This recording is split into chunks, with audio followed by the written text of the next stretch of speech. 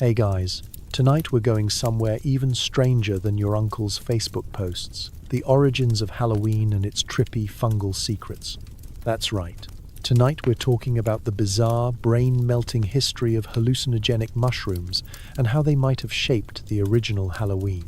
So before you get comfortable, take a second to like the video and subscribe, but only if you actually enjoy what I do here. And drop a comment telling me where you're listening from.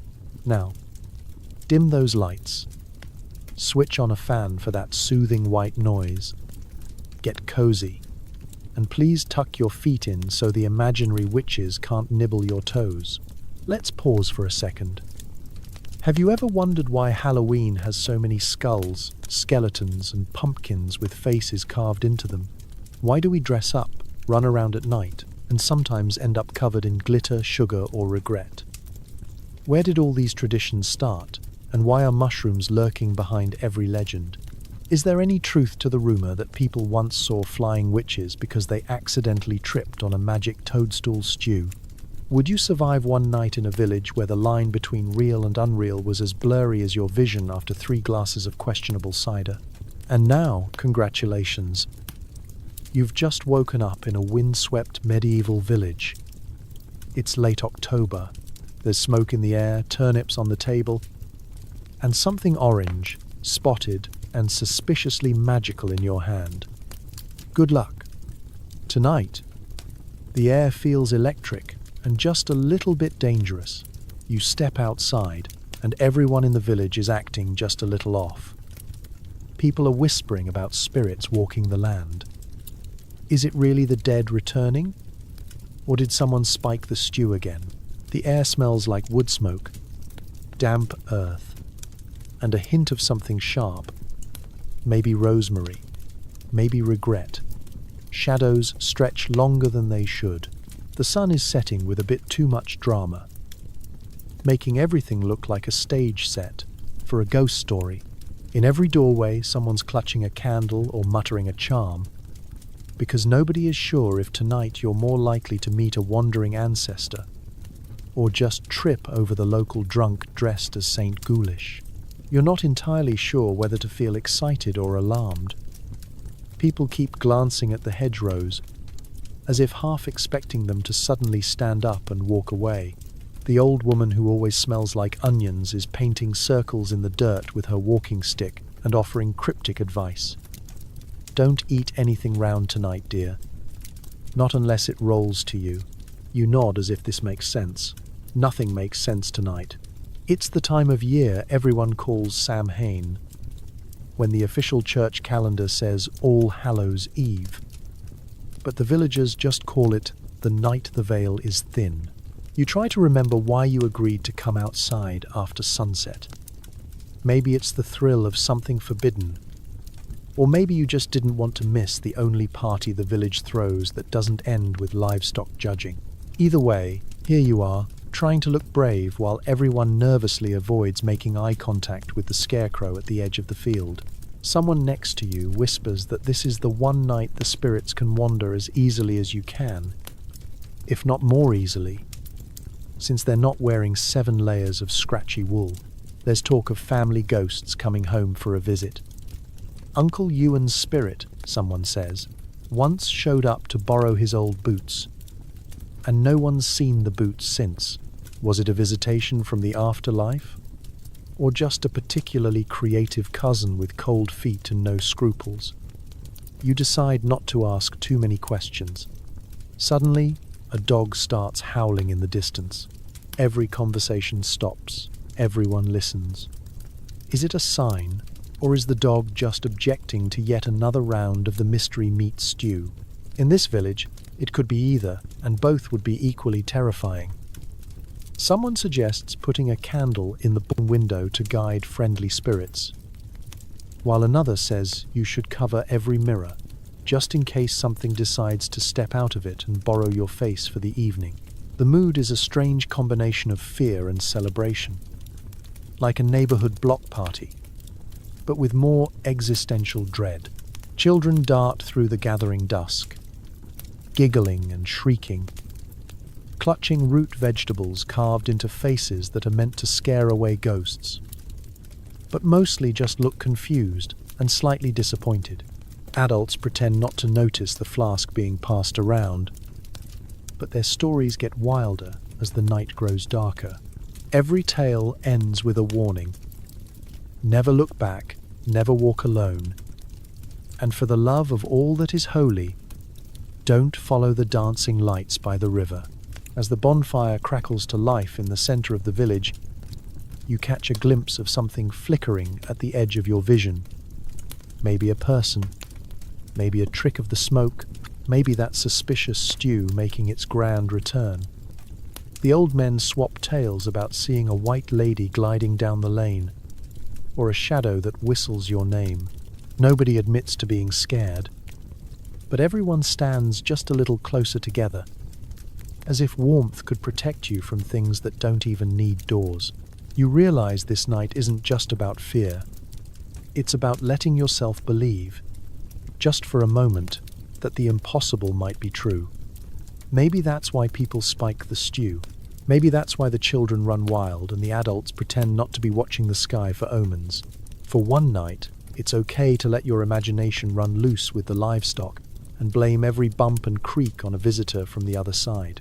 Eventually, as the fire dies down and everyone shuffles back toward their homes, you can almost convince yourself nothing out of the ordinary happened at all. But you lock the door, double-check the windows, and keep a candle burning, just in case the veil is thinner than you thought, and someone, or something, decides to come calling. You spot a mushroom so red it looks photoshopped. Locals call it fly agaric. Is it poisonous? Absolutely. Is it also the star of half the village's bonkers legends? You'd better believe it. In the hedgerow, this mushroom looks almost cartoonish. White-spotted cap, glossy and daring, practically waving at you like it's about to host a children's show and teach you a new swear word. You'd be forgiven for thinking it was painted by someone with too much free time and a very specific grudge against culinary safety. But no, this is the real deal. The Amanita muscaria, the original do not eat me sign of the forest, and also the reason why your neighbor Gerald once tried to have a conversation with a fence post and lost the argument. Tonight, the mushrooms are everywhere. The elders say that if you see a ring of them, you're looking at a fairy circle, which sounds charming, until you realize it's actually folklore code for stay away unless you want to wake up with twigs in your teeth and a new perspective on reality. Even the livestock avoid these things, and this is coming from animals who willingly eat their own bedding. Of course, that doesn't stop anyone. Not here. Some villagers say the fly agaric is a curse left behind by witches who couldn't be bothered to clean up after their midnight raves. Others swear it's a secret portal to the other world, but only if you eat exactly 3 slices and recite a mildly embarrassing childhood memory out loud.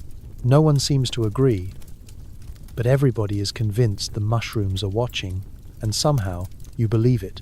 The local healer, whose idea of medicine is equal parts hope and unidentifiable root, uses fly agaric in everything from nervous complaints to excess imagination. She swears a pinch in your tea will let you speak with your ancestors. You're not sure if she means in the spiritual sense or the literal, since the last time someone tried, they spent an hour apologizing to a loaf of bread they thought was Great Uncle Alric. You wonder how a mushroom that can send grown adults into a night of philosophical debate with their own shoes ended up being so central to village tradition. But here's the thing. People in the Middle Ages were living in a world with more questions than answers. Why do cows sometimes just stare at walls? Why does the bread occasionally scream? What's that thing crawling out of the well? Instead of ignoring the weird, they baked it into their calendar, sprinkled it on their festivals, and sometimes into their soup. Fly agaric is basically the medieval version of pressing shuffle on your brain. It isn't just a peasant thing, either. The local priest knows about the mushrooms and is very much not a fan. His sermons around this time of year are less about fire and brimstone, and more about avoiding the red devil's hat in the meadow.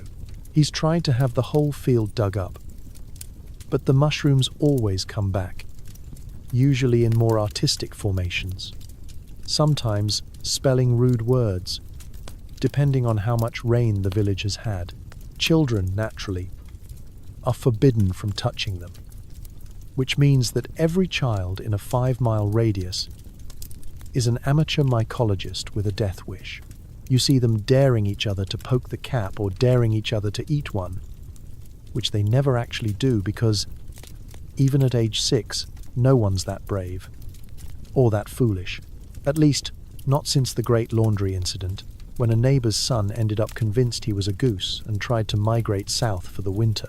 What you learn quickly is that in a village like this, the fly agaric isn't just a mushroom. It's a warning, a tradition, a challenge, and the original excuse for showing up late to work. Sorry, I accidentally stepped in a fairy circle and debated my own existence until sunrise. Try putting that on a timesheet. As the night grows colder, and someone inevitably starts a story about the time they saw a red cap wink at them, you realize that the Amanita isn't just part of the folklore, it is the folklore. It's the reason people believe in fairies, witches, and the deeply unsettling possibility that the dead really do walk on Halloween. Or maybe it's just what happens when life is hard. The nights are long, and everyone needs something to blame for their bad decisions. So, tonight, you step carefully. You give the fly agaric a polite nod, as if to say, "Not tonight, thanks." It gleams back at you, daring you to look away first. In this village, you never know which side of reality you're going to wake up on. And sometimes, you suspect, neither does the mushroom. Dinner is suspiciously colourful tonight. Someone's thrown a handful of wild mushrooms into the pot, and suddenly your neighbour is singing to the cows and swearing he can see ghosts. Was this tradition? Or just Tuesday? You stare into your bowl with a sense of trepidation, swirling the broth as chunks of orange, red, and the occasional mysterious blue float by. It's impossible to say which mushrooms are edible, which are medicinal, and which will turn the whole evening into a low-budget opera performed entirely by barnyard animals. But you eat anyway, because in medieval times, dinner is less about flavour and more about survival, and also because refusing the food is considered bad luck, especially when old Hilda is watching from across the table, daring you with her single eyebrow and a sly grin. The room is thick with the smells of smoke, stewing onions, and that indefinable earthy funk that comes from cooking with whatever was found in the forest that day. Someone claims they found the mushrooms under a willow tree, which means they're either magical or at the very least, unlikely to kill you immediately. This passes for quality control. There is no FDA, just Farmer Derek's approval, and he once ate a rock because he thought it was a boiled potato. As you take your first bite, you're hit with the texture of a slightly slimy sponge and the aftertaste of raw hope. Is it good? Hard to say. Is it food? Debatable. Is it going to rearrange your concept of reality before dessert? Very possible. Nobody's sure if the mild tingling in your lips is a sign of impending doom, or just another side effect of medieval seasoning, otherwise known as whatever was growing near the door. It doesn't take long for the fun to start. Cousin Edith begins quoting poetry she claims to have received in a dream, even though it's mostly just the lyrics to Ring Around the Rosie sung backwards. The village blacksmith, who's built like an ox and generally only grunts in full sentences, has suddenly developed the ability to whistle like a nightingale. At least, he thinks so. It actually sounds more like a chicken in distress, but no one is brave enough to tell him. And then there's the singing.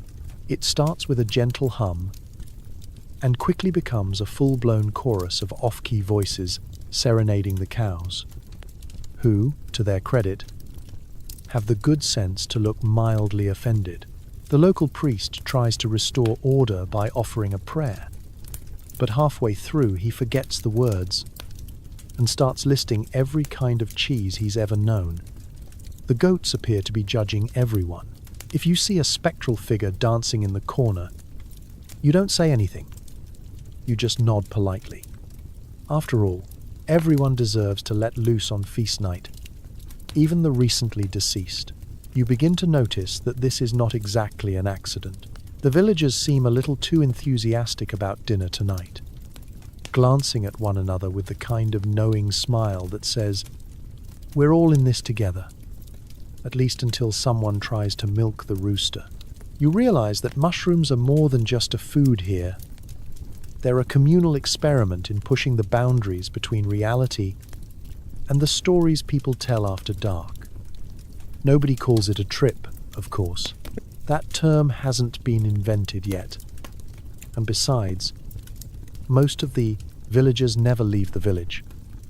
But everyone knows that sometimes, after a certain kind of stew, the world gets softer around the edges. The old stories say that on nights like these, you're closer to the spirit world, able to hear things you usually can't, see things that aren't quite there, and maybe even settle an old argument with your late Uncle Fred, who only appears when someone eats the yellow mushrooms. As the fire burns low and the shadows on the walls start to dance, you realize you're not scared. In fact, you feel connected, not just to the villagers and their endless capacity for chaos, but to every hungry, slightly reckless ancestor who ever looked at a mushroom and thought, how bad could it be? In a world that's cold, hard, and unpredictable, dinner like this is as close as anyone gets to magic. And if tomorrow you wake up with a headache and vague memories of playing chess against the family cat, well, at least you know. Here, a colourful stew means you've survived another night, with a story to tell, a tune to hum, and a strong resolve to maybe skip the mushrooms next Tuesday. Or not. After all, tradition is tradition. Dinner is suspiciously colourful tonight. Someone's thrown a handful of wild mushrooms into the pot, and suddenly your neighbour is singing to the cows and swearing he can see ghosts. Was this tradition, or just Tuesday? You stare into your bowl with a sense of trepidation, swirling the broth as chunks of orange, red, and the occasional mysterious blue float by. It's impossible to say which mushrooms are edible, which are medicinal, and which will turn the whole evening into a low-budget opera performed entirely by barnyard animals. But you eat anyway, because in medieval times, dinner is less about flavour and more about survival, and also because refusing the food is considered bad luck, especially when old Hilda is watching from across the table, daring you with her single eyebrow and a sly grin. The room is thick with the smells of smoke, stewing onions, and that indefinable earthy funk that comes from cooking with whatever was found in the forest that day. Someone claims they found the mushrooms under a willow tree, which means they're either magical, or at the very least, unlikely to kill you immediately. This passes for quality control. There is no FDA, just Farmer Derek's approval, and he once ate a rock because he thought it was a boiled potato. As you take your first bite, you're hit with the texture of a slightly slimy sponge and the aftertaste of raw hope. Is it good? Hard to say. Is it food? Debatable. Is it going to rearrange your concept of reality before dessert? Very possible. Nobody's sure if the mild tingling in your lips is a sign of impending doom, or just another side effect of medieval seasoning, otherwise known as whatever was growing near the door. It doesn't take long for the fun to start. Cousin Edith begins quoting poetry she claims to have received in a dream, even though it's mostly just the lyrics to Ring Around the Rosie sung backwards. The village blacksmith, who's built like an ox and generally only grunts in full sentences, has suddenly developed the ability to whistle like a nightingale. At least, he thinks so. It actually sounds more like a chicken in distress. But no one is brave enough to tell him. And then there's the singing. It starts with a gentle hum and quickly becomes a full-blown chorus of off-key voices serenading the cows, who, to their credit, have the good sense to look mildly offended. The local priest tries to restore order by offering a prayer, but halfway through, he forgets the words and starts listing every kind of cheese he's ever known. The goats appear to be judging everyone. If you see a spectral figure dancing in the corner, you don't say anything. You just nod politely. After all, everyone deserves to let loose on feast night, even the recently deceased. You begin to notice that this is not exactly an accident. The villagers seem a little too enthusiastic about dinner tonight, glancing at one another with the kind of knowing smile that says, "We're all in this together, at least until someone tries to milk the rooster." You realize that mushrooms are more than just a food here. They're a communal experiment in pushing the boundaries between reality and the stories people tell after dark. Nobody calls it a trip, of course. That term hasn't been invented yet.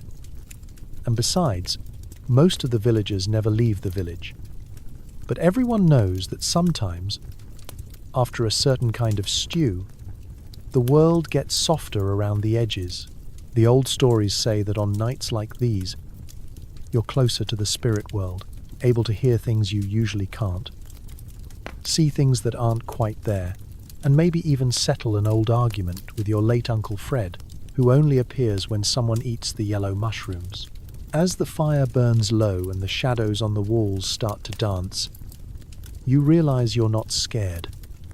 In fact, you feel connected, not just to the villagers and their endless capacity for chaos, but to every hungry, slightly reckless ancestor who ever looked at a mushroom and thought, how bad could it be?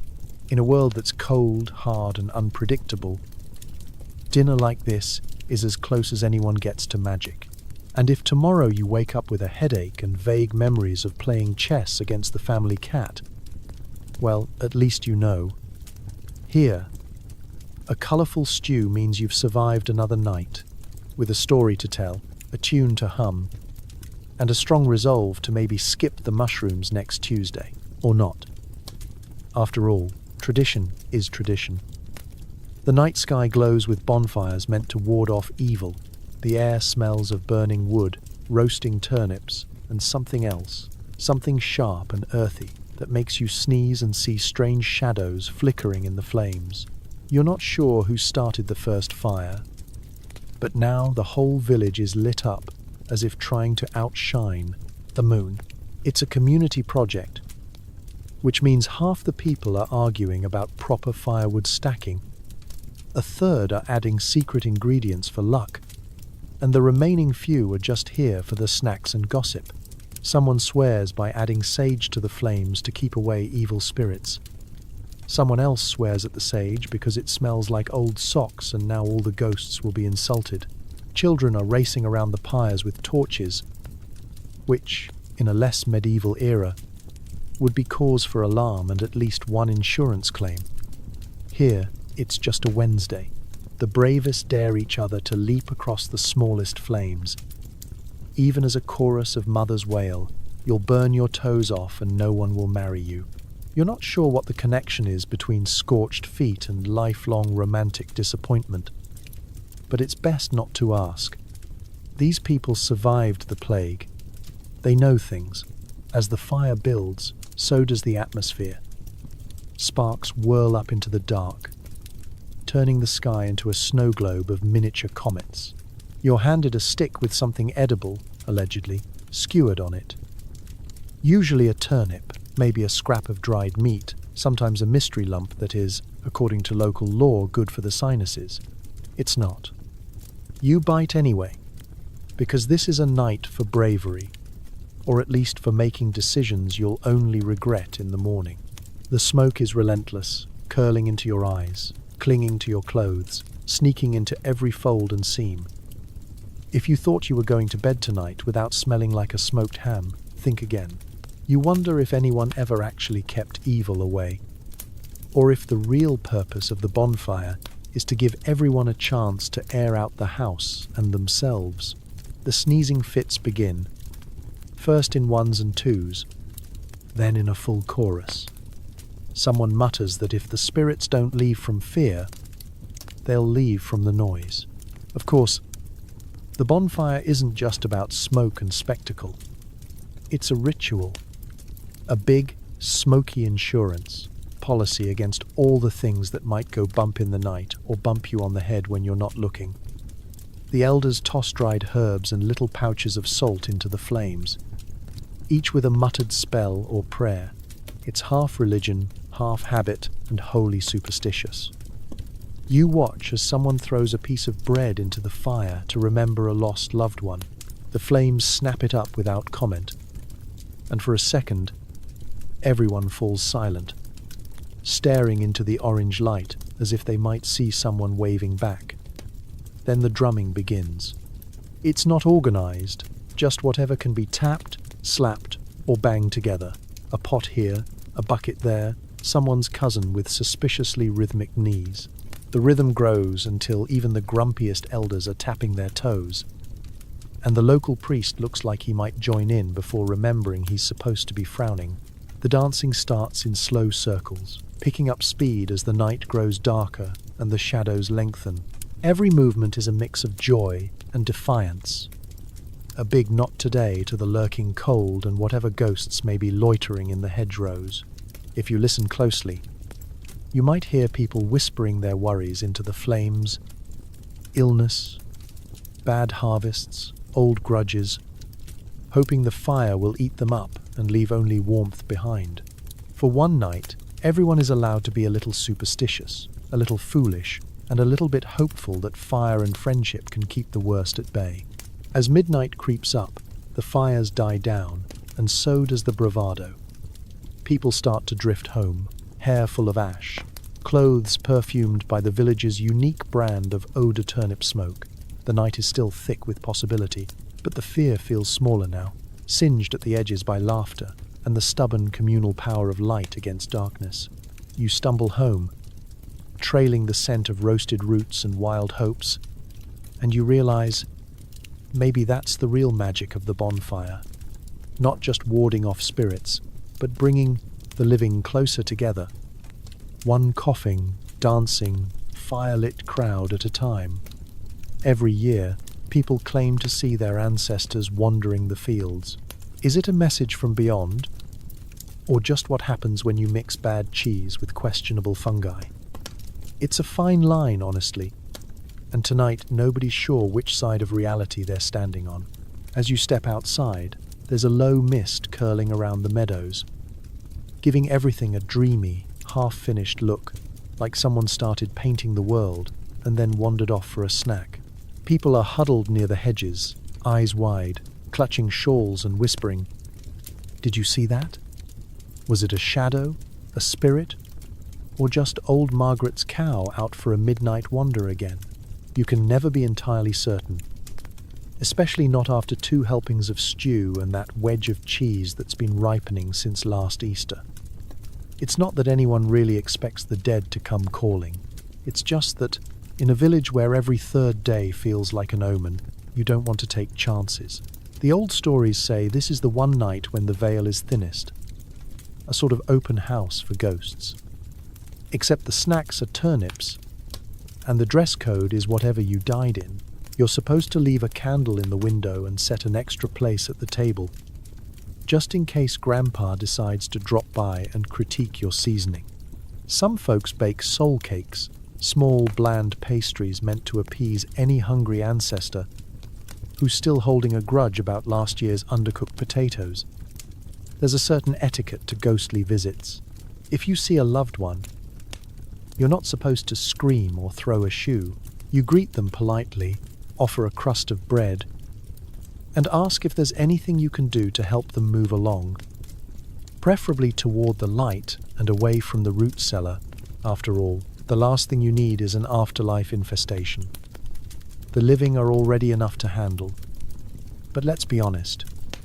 In a world where food preservation is less science and more optimistic guesswork, seeing the dead is often code for 8 something that fought back. The cheese is especially notorious. This is not modern cheese, but a lumpy blue-green creation with a personality and possibly a criminal record. The bravest villagers claim it sharpens the senses, lets you see what's really out there. The rest of you suspect it just makes you more likely to have an animated discussion with the coat rack. Mushrooms, as always, add to the uncertainty. Was that a whisper on the wind? Or just your own thoughts sloshing around after an experimental soup? Did the faces in the smoke look familiar? Or did your eyes just cross from staring at the bonfire too long? Around here, nobody wants to be the first to admit they might have eaten the wrong side of the bread. So you blame the spirits. It's easier than blaming your neighbor's hygiene.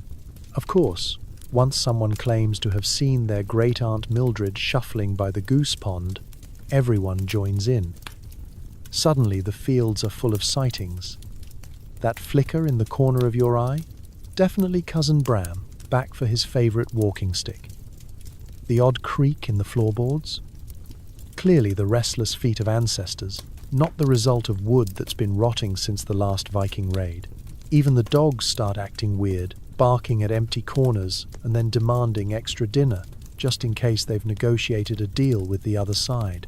You start to realize that, on this night, the village becomes a stage for memory, longing, and a tiny bit of collective madness.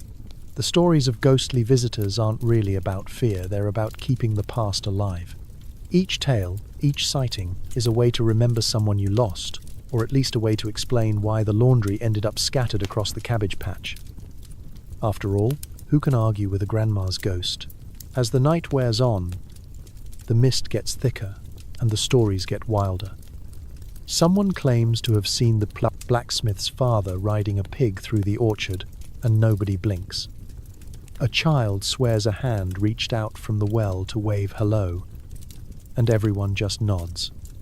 Maybe it was the dead. Maybe it was the cheese. Maybe, just maybe, it was both, working together in a grand, supernatural conspiracy. By morning, the mist will lift, the cheese will hopefully be finished, and the fields will go back to being just fields. But tonight, every shadow might be an ancestor, every odd noise, a secret message, and every strange dream, an invitation to remember what's gone and laugh at what's left. After all, the line between this world and the next is never thinner than when the cheese is extra strong. You're told to dress up as something scary, or at least confusing. Is it to scare away evil spirits, or so your creditors can't find you in the dark? Either way, you're wearing a turnip on your head. To be fair, a turnip helmet is a bold look. Not everyone can pull it off, but you make it work, if work means look like a startled vegetable with trust issues. Around you, the whole village is getting into the spirit of things. The goal is simple: be unrecognizable. Some people go for classic scare tactics, ratty cloaks, fake fangs, the traditional "I haven't slept in a week" under-eye smudge, which, to be honest, is just real life. Others get creative. You see a neighbor disguised as a haystack with legs, and another as what can only be described as mysterious sack with eyes. There's even a child running around with a goose feather mustache and a suspiciously realistic imitation of the local tax collector. That one's drawing more glares than any ghost. Tonight, costumes are more than fun. They're strategic. There's a strong chance the ancient tradition started less out of concern for wandering spirits and more out of a desire to avoid that one neighbor you owe 5 eggs and a bucket of barley. After all, if nobody can recognize you, nobody can ask awkward questions about last year's missing rake. Some villagers take the challenge personally, disappearing beneath so many rags, scarves, and borrowed boots that they end up hiding from themselves. More than once, someone startled their own reflection in a puddle and apologized profusely. But this isn't just about hiding, it's about transformation. For one night, You can be someone else. Someone braver, bolder, maybe even someone who isn't on the run from the village cheesemonger. You could be a witch, a goblin, or, if you're feeling really reckless, a minor local official. It's all about layers. The more, the better. Cloaks, shawls, questionable facial hair crafted from sheep's wool and hope. Your own mother probably wouldn't know you if she tripped over your tunic. Of course, not everyone has access to the same materials. The upper crust might splurge on some imported black cloth or a mysterious mask from the next village over. But for the rest of us, it's DIY or die trying. Old potato sacks, chicken feathers, and the family's least favorite scarf all come together in an ensemble that could be described as avant-garde peasant chic. If you're lucky, your costume might only smell faintly of cabbage. If not, it's basically wearable compost. The result is a parade of the bizarre. You pass by a pair of twins wrapped together in the same blanket, swearing they're the ghost with two butts. Someone else is an undead shepherd, wielding a crook made from two bent spoons and a firm belief in personal branding. The village healer, not to be outdone, arrives draped in dried herbs and mutters vague threats about curses if anyone laughs too loudly. Children, naturally, take things to the next level. They embrace the chaos with gleeful abandon, smearing soot on their faces and sticking twigs in their hair, declaring themselves forest spirits or mud ghouls. One tiny trickster has fashioned a mask out of bread crusts. It falls off every time he sneezes, but nobody cares. He's having the time of his life. The whole night turns into a masquerade of misfits. You can't help but notice that, as the darkness deepens, so does the laughter. Everyone's voice sounds different in disguise, and the usual village hierarchies melt away. For once, it doesn't matter who has land, who owes whom, or who's in charge of the goats. Under the collective anonymity of costume, everyone's equal, everyone's a little ridiculous, and everyone's safe from scrutiny, both spiritual and financial. By the end of the night, you're sweating under your turnip helmet and vaguely aware that you may never get the smell of root vegetables out of your hair. But you also realize you've laughed more in these few hours than you have all month. Costumes, it turns out, aren't just for hiding. They're for letting go of worries, of grudges, of your actual identity, if only for one magical, mischievous night. And tomorrow, when the sun rises and everyone's back to being themselves, you'll all have the same question. Did anyone else see the dancing haystack? Or was that just Gerald again? Either way, you'll never look at a turnip the same way. The local priest is not thrilled about the mushroom business. He's muttering about sin, devils, and people seeing angels with suspiciously large hats. Church attendance has never been so animated. Tonight, you slip into the chilly stone nave for evening prayers, only to find half the congregation grinning dreamily at the ceiling beams. Mrs. Cotter is waving at something that only she can see in the rafters. Old Man Gowan is trying to have a whispered debate with the stained glass saint about the relative merits of rye versus barley. No one's making eye contact. Maybe because everyone's seeing a completely different church right now. The priest, Father Benno, is trying to keep it together. He's already doubled the incense, hoping it'll overpower the earthy tang of mushroom breath wafting from the pews. Every time he tries to lead a hymn, the melody dissolves into fits of giggles, yodels, or, at least once, a spontaneous ode to the dancing goats of Street Hubert. When the altar boy starts humming along with a choir of invisible frogs, Father Benno gives up on singing and skips straight to the fire and brimstone portion of the program. You know he's suspicious of the fungi. This is a man who still hasn't forgiven leavened bread for being too unpredictable. He paces at the front, eyes narrowed, voice echoing against ancient stone. Beware the temptations of the wild woods. The devil lurks in strange places, and he likes his soup extra spicy. You try to look serious, but it's difficult when your neighbor leans over and whispers that he just spotted St. Peter riding a squirrel out the north window. The church itself seems to encourage hallucination. Candlelight flickers across weird medieval murals of fire, brimstone, and beasts with 6 elbows. Every groan of the wooden roof sounds like a lost soul.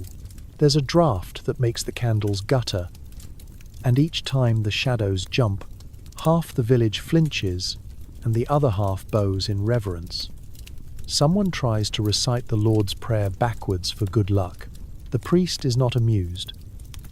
He's threatening to start using Latin exclusively, which would be terrifying if anyone actually understood it. Father Benno launches into a new lecture, warning that the devil's minions may appear in many forms: a talking dog, a singing potato, or even a perfectly polite mushroom. He seems to forget that half his congregation regularly talks to their livestock on purpose. It's a rural parish. Sometimes the only people who listen are cows. You're honestly not sure whether the priest is more afraid of demonic invasion or of losing control over the village's favorite pastime. Either way, he's fighting a losing battle. The stories are spreading. A baker swears he saw his late grandmother tapping her foot at the Bayat communion rail. A shepherd claims the bell tower is haunted by the ghost of a sheep. Each new tale is met with nods, shivers, and the occasional recipe suggestion. Try boiling with vinegar to get rid of evil spirits. And so, church services turn into group therapy for the metaphysically confused. Instead of confession, you get a lineup of people describing visions ranging from the holy, "A shining figure gave me life advice," to the less than holy, "The Virgin Mary told me to stop eating so many onions." The priest scribbles notes furiously, probably composing the world's least convincing sermon for next Sunday. Some villagers begin wearing extra charms and carrying sprigs of rosemary to church, hoping to keep the visions at bay. Others, emboldened by recent revelations, show up with elaborate hats or fake beards, just in case the angels are recruiting. No one wants to be left out if miracles are happening, even if they're really just mushroom-fueled daydreams. Eventually, the service sputters to a close. The congregation shuffles out, and Father Benno slumps on a pew, defeated by an enemy that grows quietly in the shade and turns ordinary evenings into divine comedy. But the next morning, as the fog lifts and the village returns to normal, well, normalish, you realize that for all his bluster, the priest knows something important. Whether it's faith or fungi, nobody really wants a world without a little mystery. So you light a candle, say a prayer, and hope the next sermon is less about devils and more about forgiveness.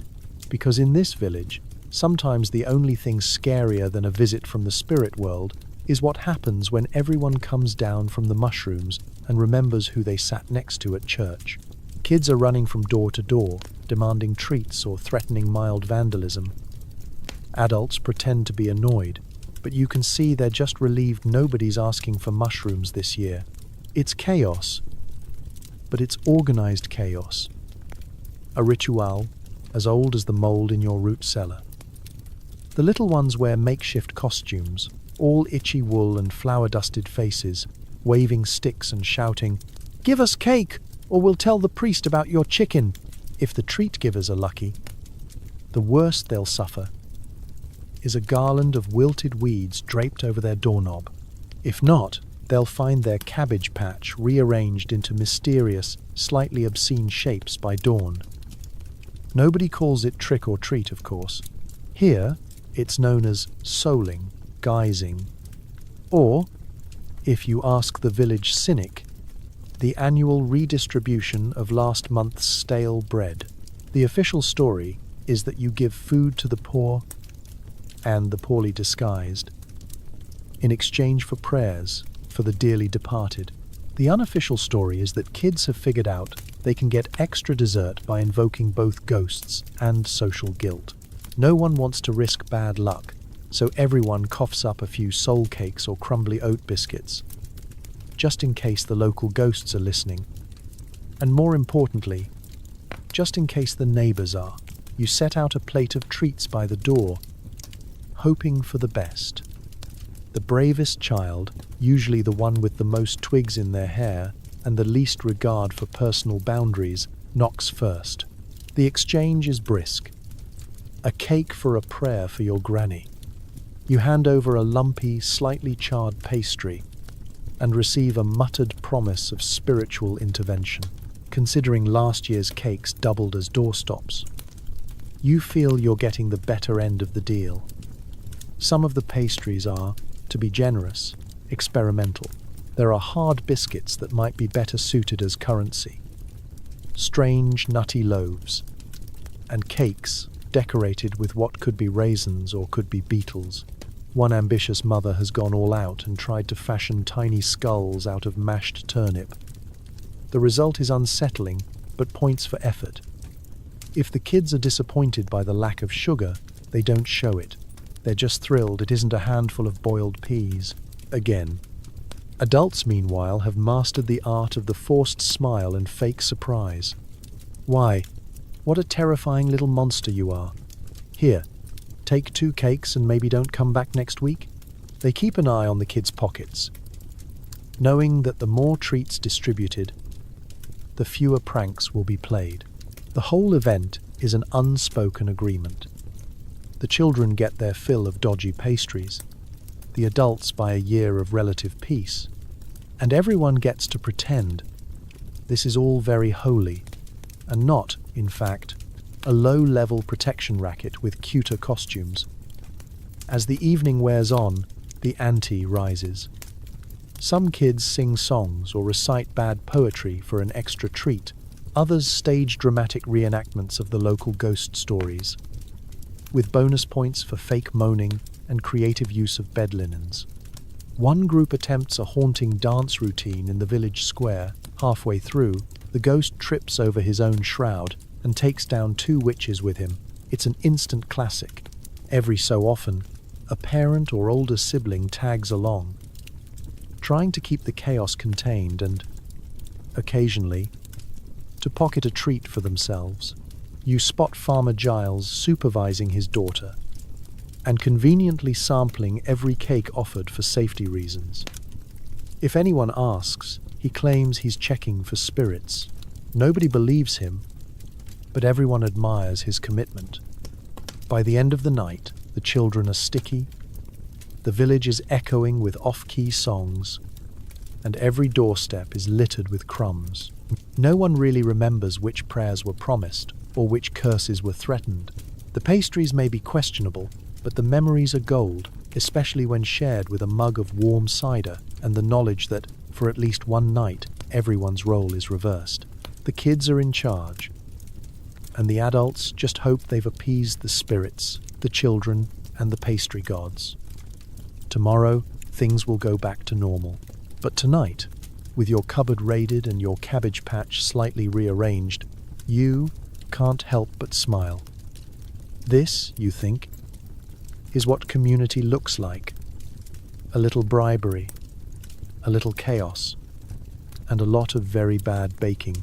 Some villagers claim to have seen witches flying through the air on broomsticks, but you suspect it's just the mushrooms talking. Or maybe there really is a turnip with wings. Hard to say after that second helping of stew. Tonight, rumours swirl as thickly as the smoke from the bonfire. Someone's aunt swears she saw 3 women whizzing above the church steeple, cackling and flinging chestnuts at the weather vane. Another insists there was a pig hovering suspiciously near the moon, though that might just be the beer talking. You're not sure if anyone here truly believes witches ride broomsticks, but it makes for a great story to keep the kids from sneaking out after dark. You wander closer to the crowd, ears pricked for gossip and maybe a hint of common sense. Old Mrs. Bryn is holding court, waving her cane for dramatic effect. "It was real, I tell you," she proclaims, a turnip with wings, beating the air like a furious chicken, and right behind it, a shadowy woman with wild hair, giggling fit to wake the dead. Nobody wants to contradict her. For one thing, her stories are far more entertaining than the priest's sermons. For another, she's been around so long, you half suspect she might know a spell or two herself. The kids, of course, are entranced. They start trying to ride broomsticks around the village square, tripping over their cloaks and knocking into suspiciously placed cauldrons. It's not long before someone tries to glue feathers to a root vegetable and send it airborne. The results are less than magical: a lot of mud, some wounded pride, and one very annoyed chicken. The adults laugh it off, secretly relieved the children are busy with crafts instead of demanding more pastries. But the witch rumours aren't just for laughs. You know the real reason they crop up every autumn: fear. This is a world with far more unknowns than answers. Why did the bread rise too fast? Why did the cat disappear and return 3 days later, looking smug? Why does Farmer Emmerich's hair always stand up straight after midnight? If you can't blame the weather, you blame a witch. Or failing that, you blame mushrooms, which are at least predictable in their unpredictability. Someone inevitably starts whispering about the Sabbath, that secret midnight gathering where witches supposedly meet to dance, feast, and maybe plot a little mayhem. The stories grow taller by the minute: naked revelry in the woods, the devil himself handing out party favors, and wild, trippy visions conjured from forbidden brews and hallucinogenic stews. It sounds equal parts horrifying and suspiciously like the last harvest festival after the cider ran out. The church, predictably, is not amused. Father Benno warns everyone about the perils of magical thinking and the dangers of frolicking with fungus. But the villagers can't help themselves. These stories are like a pressure valve, letting off all the stress and strangeness of living in a world that's always on the verge of something: famine, frost, or an outbreak of spontaneous animal poetry. You find yourself watching the sky a little more closely, just in case. That shadow flitting across the moon, witch or owl. The weird bump in the night, spirit, neighbor, or just the stew's revenge. The line blurs easily tonight, and the more you try to make sense of it, the less sense it all makes. Maybe that's the whole point. Sometimes you need a flying turnip to remind you that reality is mostly a matter of perspective, and occasionally, mushrooms. As the night winds down, Bryn leads a procession of children waving their makeshift brooms and root vegetables. They parade around the bonfire, cackling, chanting, and thoroughly enjoying themselves. No one seems scared anymore. Everyone's just delighted to be part of a story that's a little silly, a little spooky, and very much their own. Eventually, you head home, unsure if you've seen witches, flying vegetables, or just the best improvisational theatre in medieval history. But one thing's certain: for a single magical night, the impossible didn't seem quite so far-fetched. You'll never look at a turnip or a broomstick quite the same way again, and maybe, just maybe, that's the real magic at work. You wake up the next day with a pounding headache, a mouth full of straw, and vague memories of arguing with a pumpkin. Welcome to the original Halloween hangover. This is not your average morning after regret. Your head throbs with every church bell, and your tongue feels like it's been used to scrub a cauldron. Every muscle aches as if you spent the night running from your own shadow, which, to be fair, might have actually happened.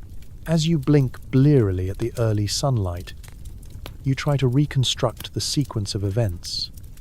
Was it the mushroom stew, the mystery pastry, or did someone finally test out the healing properties of that suspicious yellow root from the healer's shelf? All you know is you've never been less ready to face the realities of medieval life. which, as it turns out, wait for no one. The villagers call it a visitation. You call it payback for trusting folk remedies and holiday cheer. Last night, everyone was passing around concoctions so strong they could double as wood varnish. Herbal teas promising clear sight or cheerful spirits were ladled out by the mugful, while every self-appointed expert had advice. Try my nettle tonic, cures what ails you.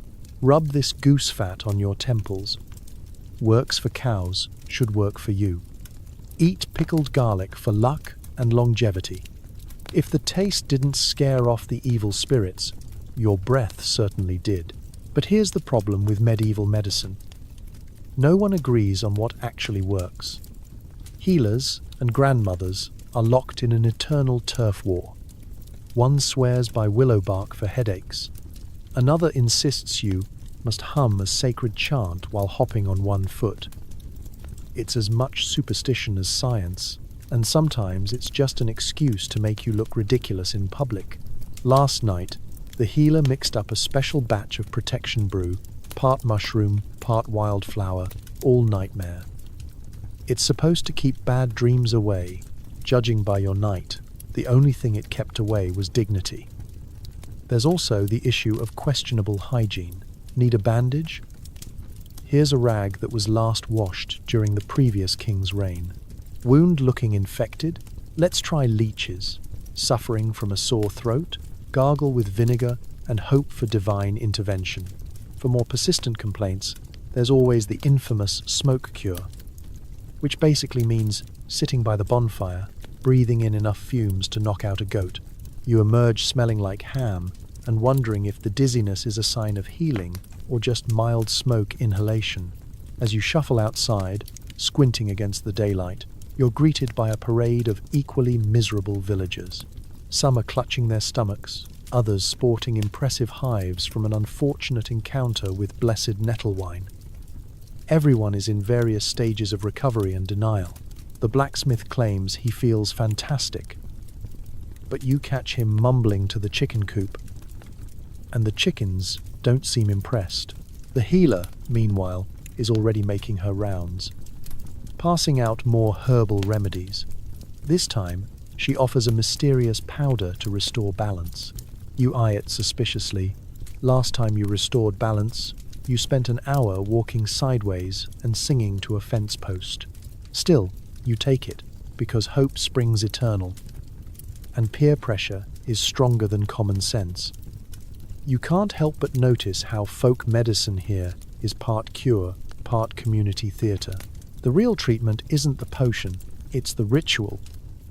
Sitting by the fire, swapping stories, and groaning in collective suffering. You share tips for the next holiday. Avoid the brewed green stew. Never trust anything labelled festive surprise. And always check your mug for floating plant matter before you drink. By midday, your headache is fading, your memory returning in odd, embarrassing flashes. Was that really you doing the banshee's jig with a bucket on your head? Did you really challenge a pumpkin to a staring contest and lose?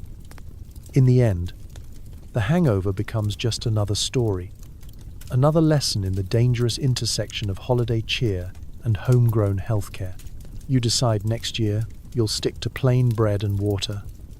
Maybe, or maybe not, because in a village like this, even a pounding head and a mouthful of straw are a small price to pay for a night where anything felt possible. Even winning an argument with a pumpkin. At the end of the night, everyone crowds around the fire to swap ghost stories, each one wilder than the last. You're pretty sure at least 3 involve talking cows and a haunted wheelbarrow. The fire crackles and pops, sending a shower of sparks into the inky blackness. Everyone leans in, faces flickering between shadow and orange glow. The old storyteller, a fixture at every festival, clears her throat. She has a voice like gravel and a talent for making the wind sound menacing. Long ago, she begins, before even I was born. Instantly, the children go wide-eyed. Adults nod sagely, And the cows, who have somehow wandered over, look on with suspicious intensity. It's clear from the start that truth is flexible in these tales. Someone claims to have seen a ghost in the shape of a hedgehog rolling down the lane demanding cheese.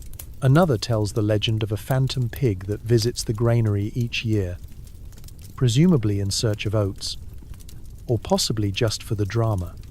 The haunted wheelbarrow crops up in multiple accounts.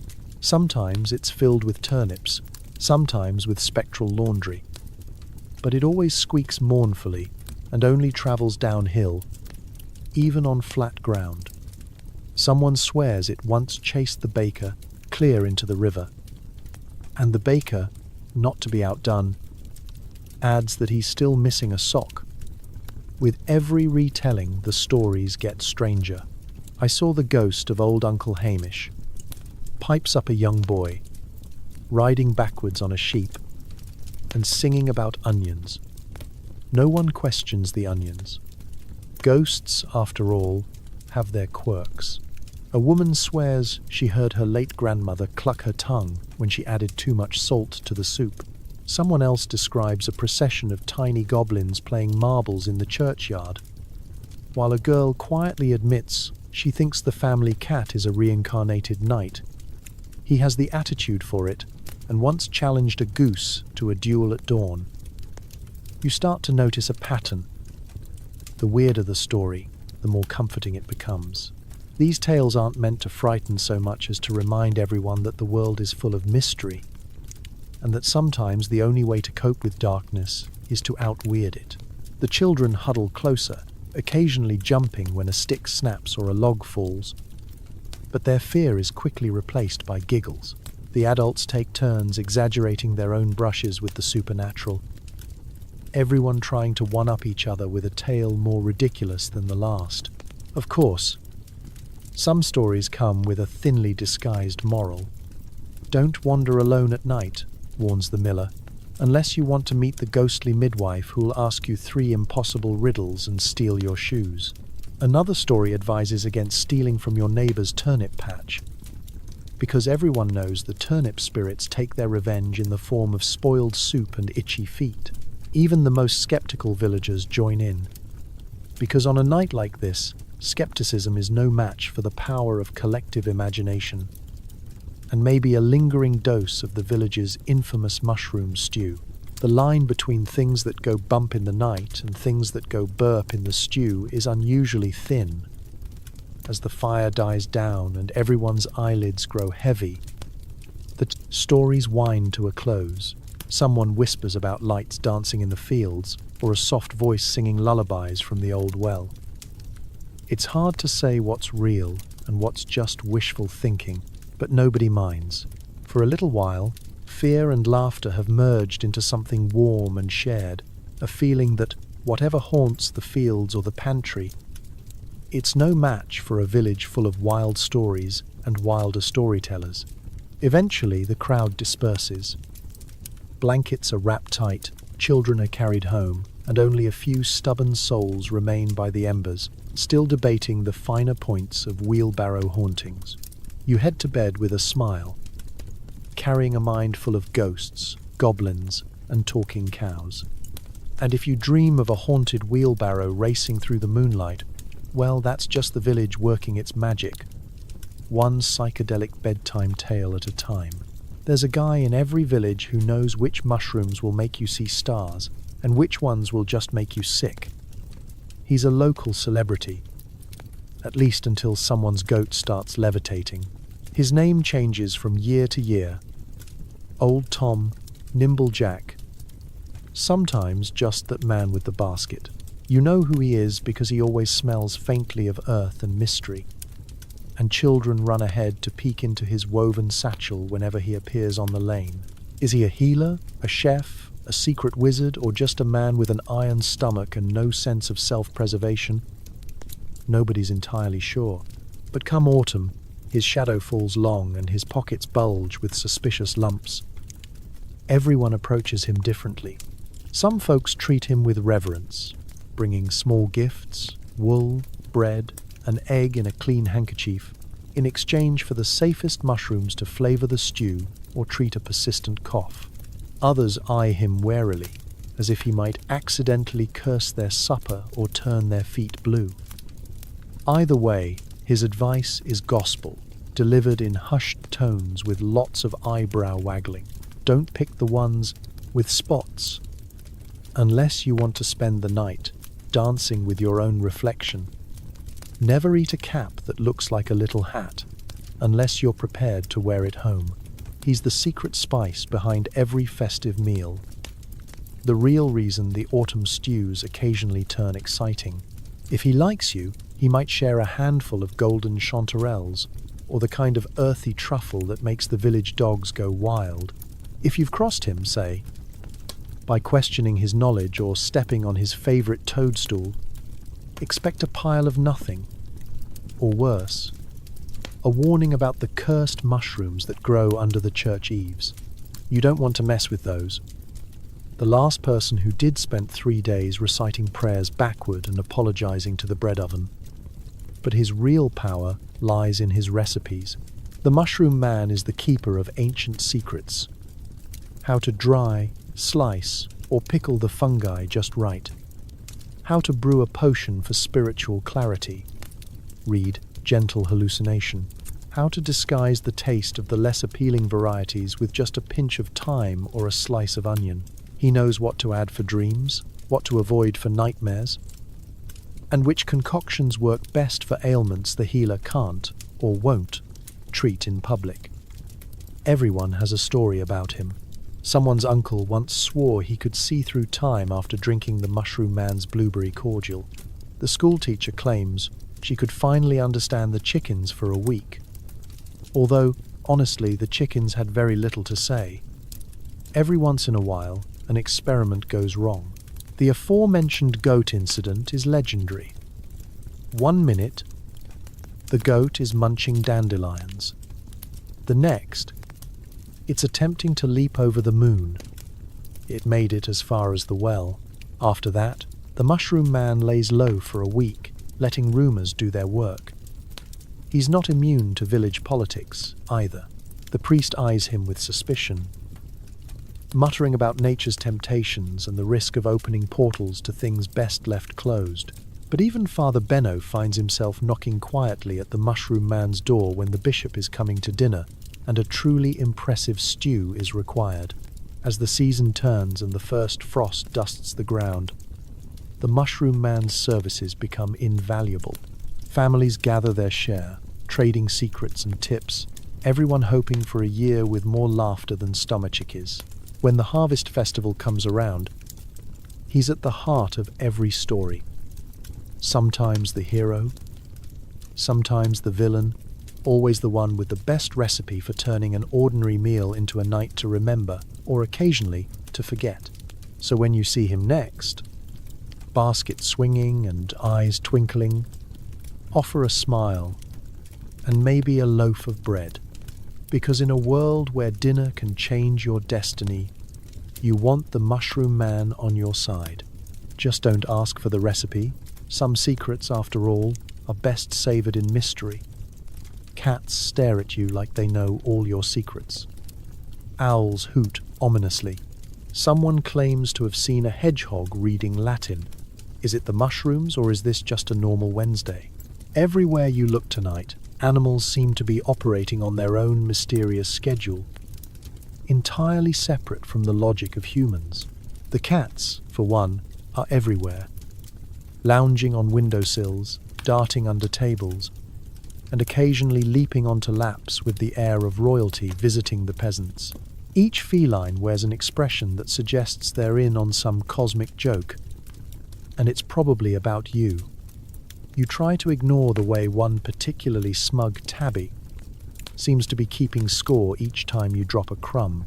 Owls, meanwhile, are working the graveyard shift in the trees, glaring down with eyes as wide as dinner plates. Their hoots come at just the right moments, usually when someone's telling a scary story or thinking about sneaking an extra piece of cake. Sometimes, the sound is so well timed it feels coordinated, as if the birds are following a script. You wouldn't be surprised if, The village owls gather every evening to go over the night's spook schedule. It's not just the obvious animals either. The local dogs have been acting weird for days, digging mysterious holes, staring into the darkness, and, in one case, barking for a solid hour at a wheelbarrow that might or might not be haunted. Chickens cluck anxiously, rabbits thump warnings, and someone swears their goat refused to enter the barn after sunset, which, considering the barn's reputation for housing mysterious shadows, and at least one very angry spider, is probably just good sense. The most persistent rumours, though, swirl around the witch's familiars. People whisper that the village cats are spies for someone or something, reporting back every night with all the secrets they've gleaned. That would explain why your cat always seems to appear just when you're about to do something embarrassing, like eat pickled onions straight from the jar or attempt the two-step with a bucket. Superstition runs deep, and if a black cat crosses your path, you're expected to throw a handful of salt over your shoulder and pray you haven't just doomed yourself to 7 years of slightly stale bread. The old women in the village take full advantage of all this animal-related suspicion. The healer insists her 3-legged cat helps her sniff out bad omens, while Mrs. Darnley, who incidentally owns 5 owls and a suspiciously literate hedgehog, claims she can predict the weather just by watching the way her pets sleep. It's all a bit much, but no one dares question them. Not after last winter's incident with the mysteriously missing mittens and the cursed rooster. Sometimes, though, the animal antics are less spooky and more absurd. A duck walks into the tavern, and everyone stops to see what it'll do next. It does nothing, just stands there, looking judgmental, before waddling out. The next day, someone finds a perfectly written note, in what appears to be duck footprints, warning the baker to stop burning the bread. Coincidence? Maybe. Or maybe the animals are just as bored as everyone else, and have decided to get in on the fun. The boundary between natural and supernatural is always thin during autumn festivals, and tonight it's nearly transparent. Are the animals really acting as spirit messengers? Or is everyone just keyed up from too many ghost stories and one too many spoonfuls of mushroom stew? Hard to say, but one thing's for sure. You never want to be alone in the dark with a cat, an owl, and a hedgehog with a library card. By the time you finally head to bed, the animals are still at it. Cats patrolling windowsills, owls gliding silently, and somewhere in the night, a hedgehog is almost certainly conjugating verbs. You pull the covers up a little tighter and remind yourself, in this village, every creature has a story, and some of them are probably funnier and more complicated than your own. Before pumpkins were a thing, you had to carve faces into whatever root vegetable you could find. Some turnips looked terrified, others looked just plain confused. Much like you, it's festival night, and the entire village has entered into a silent, deeply competitive battle to produce the most ridiculous lantern. The town square is scattered with the corpses of root vegetables, turnip tops, beet skins, 1 or 2 suspiciously mushy parsnips, and a carrot that nobody even remembers bringing. The air is thick with the sharp, sweet scent of freshly scooped innards, and a rising chorus of complaints about the lack of proper carving knives. You're handed a lumpy white turnip the size of a large potato and a dull spoon, and the expectations are clear. Do your best. Don't slice your thumb off. And, above all, create something that will either ward off evil or make it laugh too hard to bother you. The adults try to pretend this is all about tradition and protection, but everyone knows it's really about bragging rights. Last year, Mrs. Mabbott's gourd, with 7 teeth, won top honours, even though it had only 6 and the 7th was, in fact, a small pebble. Children get extra points for creativity. The tiniest lanterns are balanced on fence posts, arranged on windowsills, and, in one case, affixed to the head of a very patient sheep. No one remembers who first suggested carving root vegetables to scare away spirits. But the spirits must have a sense of humor. Some of these faces would terrify a grown man in broad daylight. You try your hand at a traditional design: triangular eyes, a jagged mouth, maybe a wavy eyebrow if you're feeling bold. It's harder than it looks. The flesh of the turnip resists your every effort. The spoon bends, and your masterpiece comes out looking less like a ghost and more like a constipated badger. Still, you set it proudly by the door. Compared to your neighbor's beet, which is leaking suspiciously red juice and glaring at everyone with two mismatched olives for eyes, you're doing just fine. It's only later, as dusk falls and the lanterns are lit, that the real spectacle begins. Candles are wedged inside the hollowed-out vegetables, illuminating their odd features and throwing bizarre, jittery shadows against every wall. The effect is somewhere between magical and unsettling. Some faces grin, others scowl. A few seem to be stuck in existential terror. One ambitious entry is a row of 5 parsnips, each with a different expression, lined up to represent the 5 stages of living through winter. Of course, someone always tries to outdo the rest with a foreign import. This year, Farmer Giles has managed to procure a pumpkin, an exotic orange orb that towers over the humble turnips like a smug noble at a peasant's feast. Its enormous lopsided grin becomes the subject of much muttering and more than a little sabotage. The village children eye it with suspicion. "Too orange," says one. "It probably isn't even scary," says another. When it topples over and rolls into the pig pen, nobody volunteers to fetch it. The real charm, though, lies in the accidental artistry. A crooked mouth here, a sunken cheek there. Every lantern is unique, an honest expression of a night when reality and imagination overlap.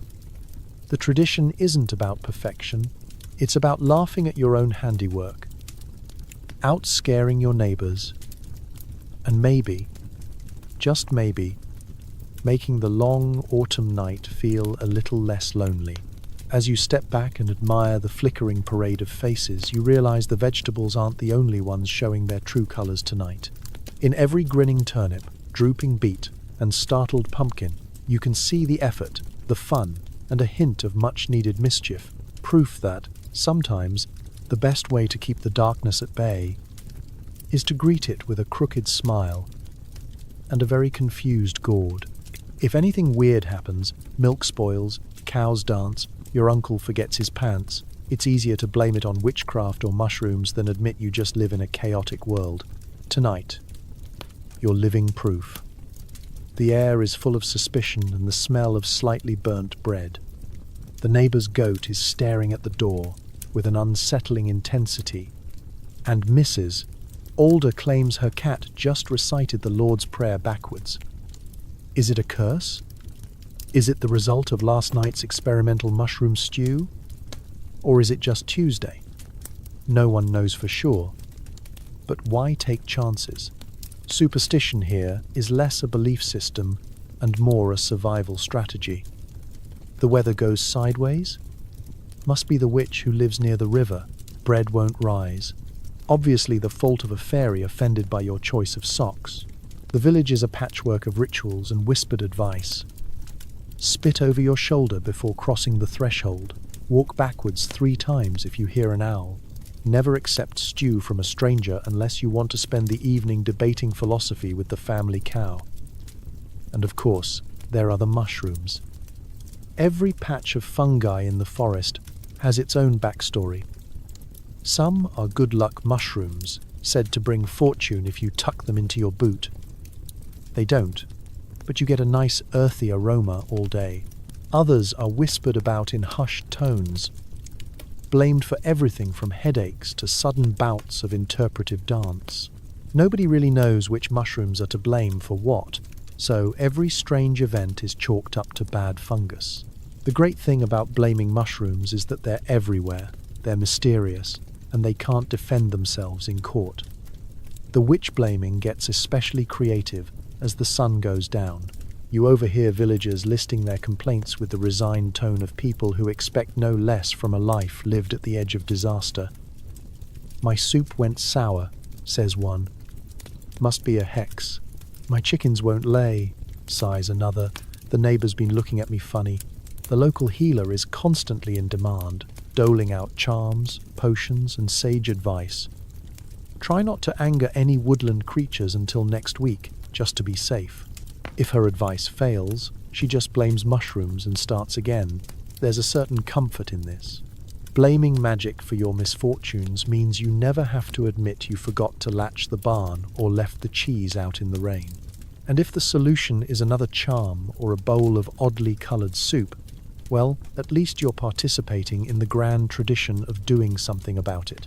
You might not fix the problem, but you've definitely added a layer of intrigue, and maybe a lingering, tingling sensation in your toes. The fear of bewitchment isn't all bad, though. Sometimes it brings the village together.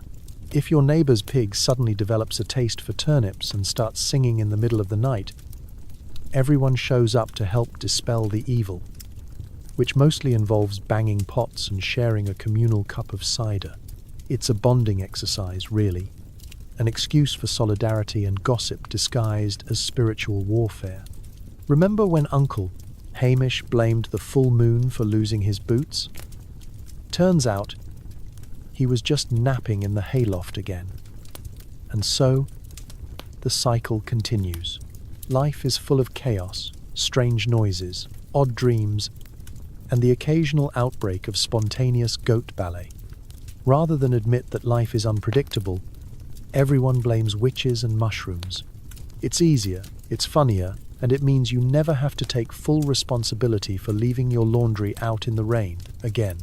You head to bed comforted by the thought that if anything strange happens tonight, a spoon vanishes, or you wake up with moss in your hair, you'll know exactly who or what to blame.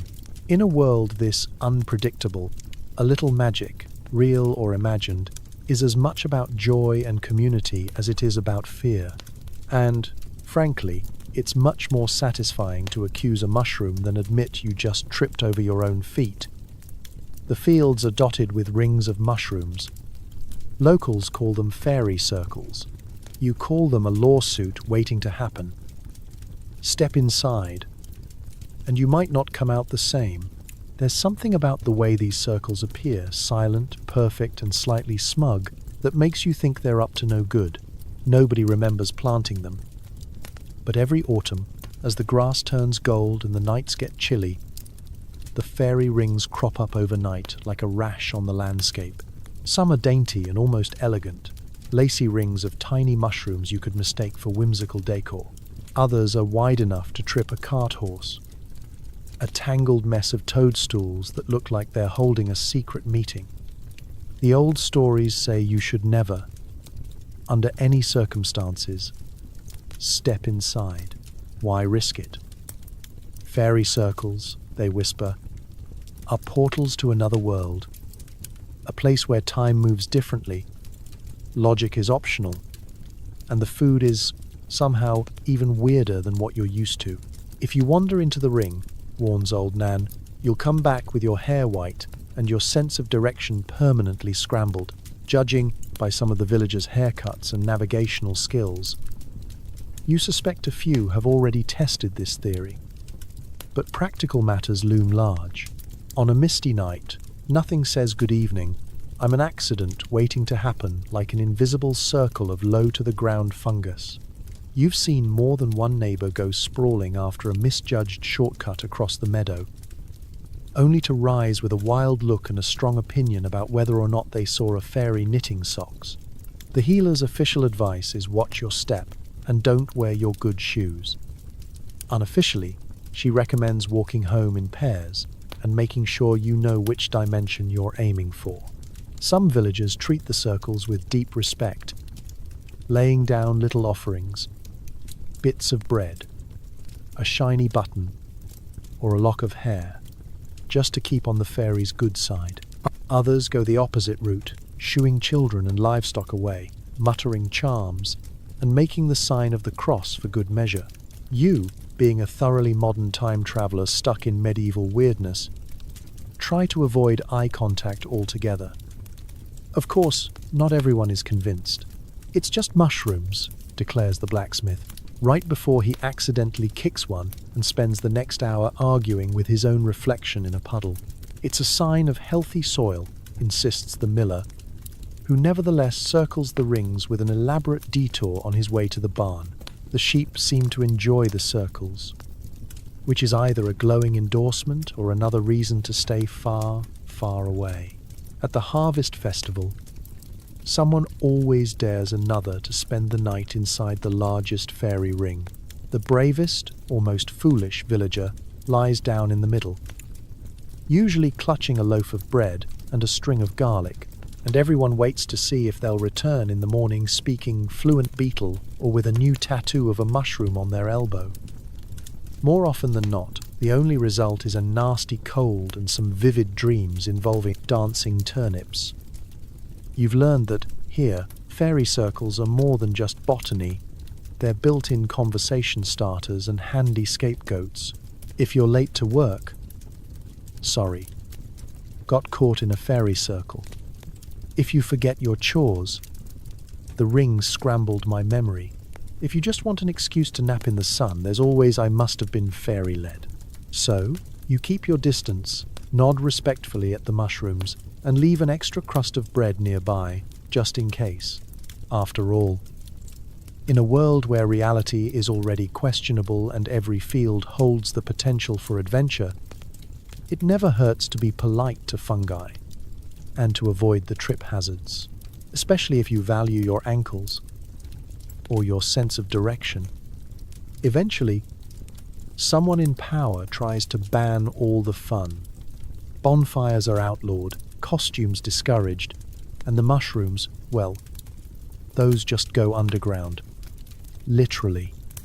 It usually starts with a notice posted by the church door or a pronouncement from the Lord's manor. There's talk of sinful revelry and ungodly traditions.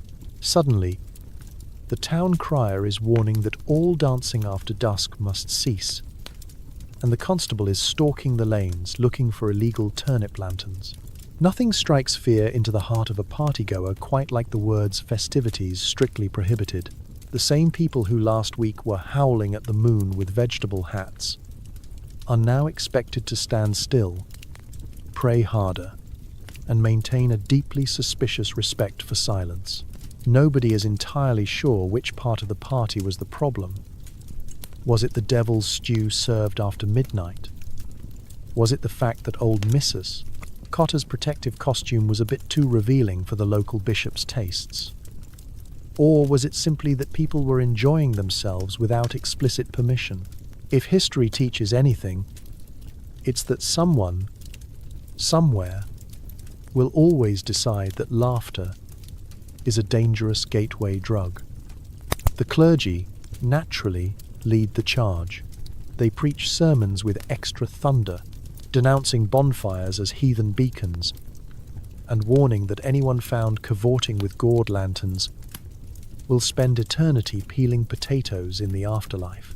The local priest, Father Benno, gets a new lease on dramatic scolding, his voice echoing through the nave as he warns that even innocent root vegetables can harbour evil spirits. You suspect he's just jealous of the attention the turnips get. Meanwhile, the village authorities get creative. They start enforcing new rules: no gatherings larger than a breadline, no singing after sunset, and absolutely no mushroom-related merriment. Mushroom Man is forced to sell his wares in hushed tones, wrapped in brown cloth, conducting his business with all the subtlety of a medieval black market kingpin. You can almost hear him whisper, "I've got the good stuff. Button caps, fresh from the East Meadow. Don't tell the priest." Naturally, the crackdown only adds to the excitement. Nothing is more appealing than a party you're not allowed to have. Secret bonfires pop up on the outskirts of the village, carefully shielded by hay bales and optimism. Costumes are stashed under beds, ready to be thrown on at a moment's notice should an impromptu masquerade break out. Turnip lanterns are hidden in flower bins, and wild stories circulate about forbidden gatherings deep in the woods, where the only invitation is a wink and a promise you won't tell Father Benno. The crackdown on pagan pastimes has some hilarious side effects. People try to disguise their fun as chores. I'm not dancing, I'm stamping grain. That's not a bonfire, it's just a very enthusiastic cookfire. Even the pets get in on it, with cats and dogs sporting garlands under the guise of testing new collars. The more they ban, the more inventive everyone becomes. For every rule, there's a loophole, and for every loophole, there's a villager determined to sneak an extra song or two past the authorities.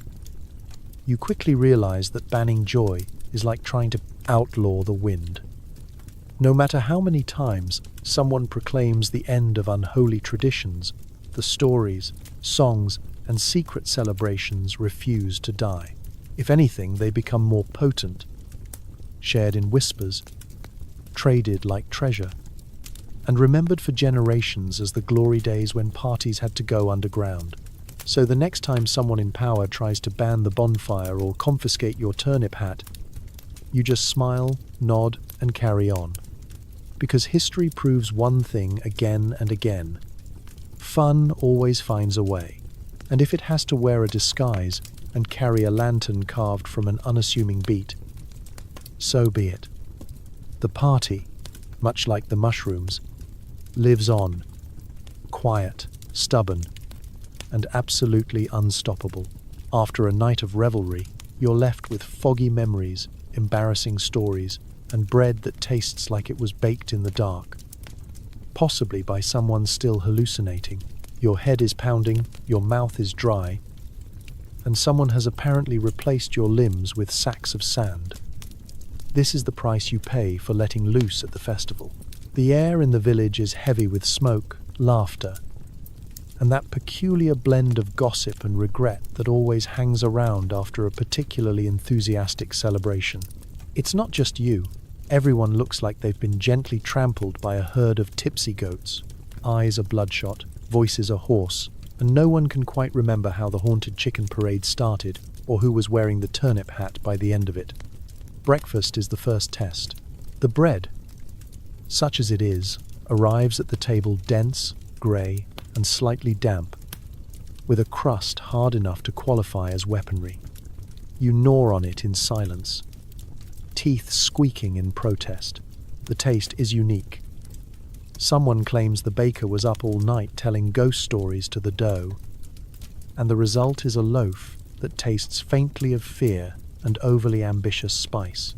The village healer suggests soaking the bread in weak beer to bring it back to life. The bread doesn't so much revive as it does attempt to dissolve with a faint, resentful gurgle. Over the next hour, rumours begin to circulate faster than the leftover pastries. Who danced on the tavern table? Who was caught serenading the cows? Did anyone actually see a ghost? Or was that just Farmer Ellis in his homemade spectre sheet, scaring himself in the privy? As stories get retold, details grow wilder. By midday, you hear that last night's stew made 2 people speak fluent French, and at least one person propose marriage to a cabbage. No one denies it. The cabbage is the most eligible vegetable in the parish. With every hangover comes a wave of regret, and, sometimes, wild optimism for self-improvement. Next year, I'll only eat the stew, you vow. Or maybe just water. Or maybe I'll move to another village entirely. You know you won't. As soon as autumn comes around again, the same stew, the same bread, and the same questionable decisions will appear as if by magic. And you'll throw yourself right back into the chaos. There's a camaraderie in suffering, though. The villagers gather in the square to share hangover remedies. Pickled onions, boiled nettles, or the classic go lie in the stream and think about your choices. Some swear by an early nap. Others by another round of celebration. Laughter breaks out as someone discovers their shoes have been stuffed with moss and a handful of parsnips. Revenge, apparently for some forgotten slight. The cycle of embarrassment and forgiveness plays out, everyone comforted by the fact that no one remembers exactly who did what. Then, as the sun rises higher, so does the chatter.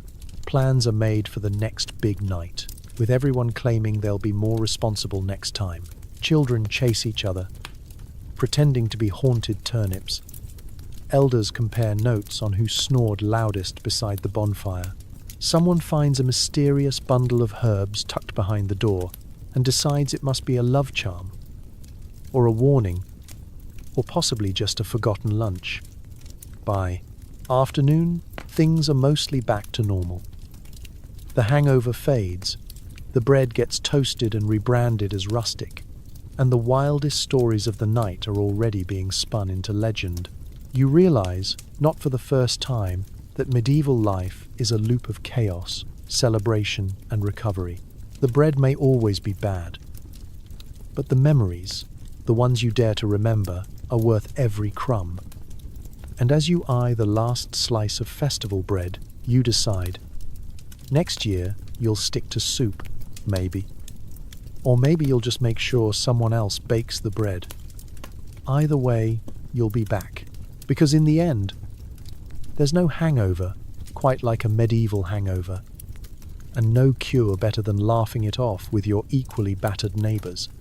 To avoid evil spirits, or just indigestion, people stuff their homes with garlic, salt, and any herb that doesn't talk back. Nobody's sure if it works, but at least it smells better than the latrine.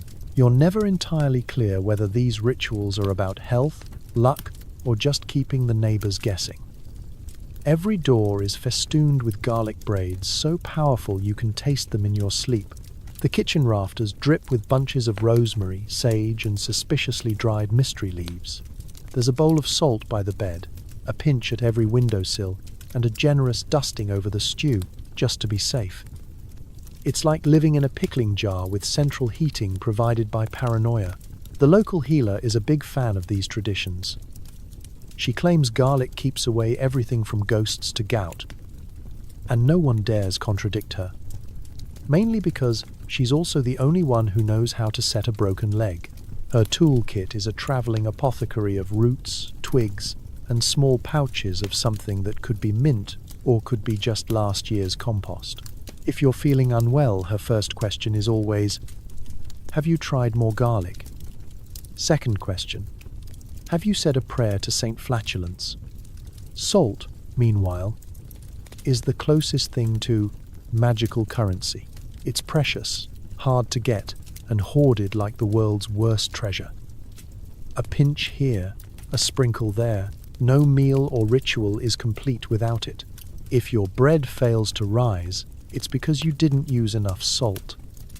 If your cousin gets a mysterious rash, clearly you need to circle him 3 times with a salted turnip. Nobody can explain why, but the ritual is performed with the utmost seriousness, especially if the rash is particularly unsightly. As autumn deepens, the superstitions multiply. You're told to tuck a bay leaf into your hat for safe travels, tie a red ribbon around your ankle to ward off unfriendly glances, and hang bundles of dried lavender to keep the nightmares out. The result is a home that looks like a cross between a soup kitchen and an enchanted forest. But it gives you something to do on long, chilly evenings. And more importantly, it gives you something to blame when things go wrong. Didn't see the ghost? That's the sage at work. Milk turned sour anyway? Must have forgotten the dill. When remedies are needed, you're in for a treat. For headaches, there's willow bark tea, bitter enough to frighten off all but the most persistent spirits. For coughs, a syrup of honey, thyme, and garlic, thick enough to glue your tongue to the roof of your mouth. For weak nerves, you're prescribed a bath in cold water and a sprig of rosemary tied to your wrist, assuming you can find enough water not already claimed for soup or laundry. Of course, not every superstition works as planned. Some are just creative failures. The neighbor who tried hanging onions over his bed to cure snoring woke up alone. His wife left for the peace and quiet of the barn. Someone else attempted a protective ring of salt around the chicken coop, only to discover the chickens now believed in personal space, refusing to cross the line for days. Still, nobody admits defeat. In the village, hope is as stubborn as garlic breath. You realize after a while that these rituals aren't just about protection, they're about control, comfort, and the stubborn belief that you can nudge fate with a clove or a charm. Every whiff of garlic, every pinch of salt, is a vote for survival against the invisible weirdness of the world.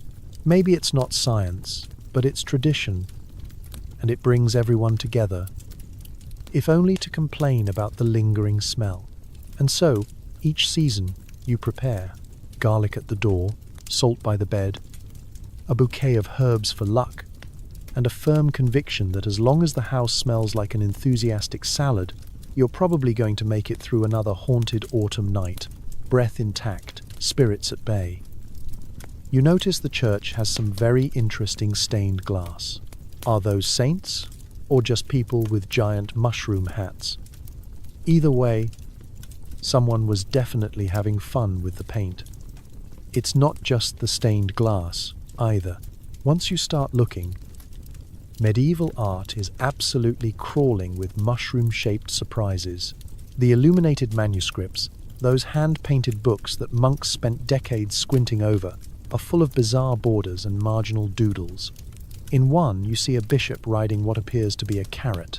In another, a grinning rabbit jousts with a snail.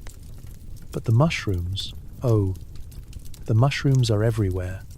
Some are tucked subtly behind holy figures, peeking out from under robes or springing up next to angels. Others are front and center, rendered in loving detail, red caps and white spots glowing like a medieval "Eat Me" sign. Nobody knows exactly what these artists were thinking. Maybe it's symbolism, life, death, and rebirth, the cycle of nature, or the mysterious link between heaven and earth. Or maybe Brother Anselm just got bored of painting gold halos and decided to jazz things up. You imagine a monk, deep into his fourth hour of careful calligraphy, thinking, you know what this page needs? More toadstools.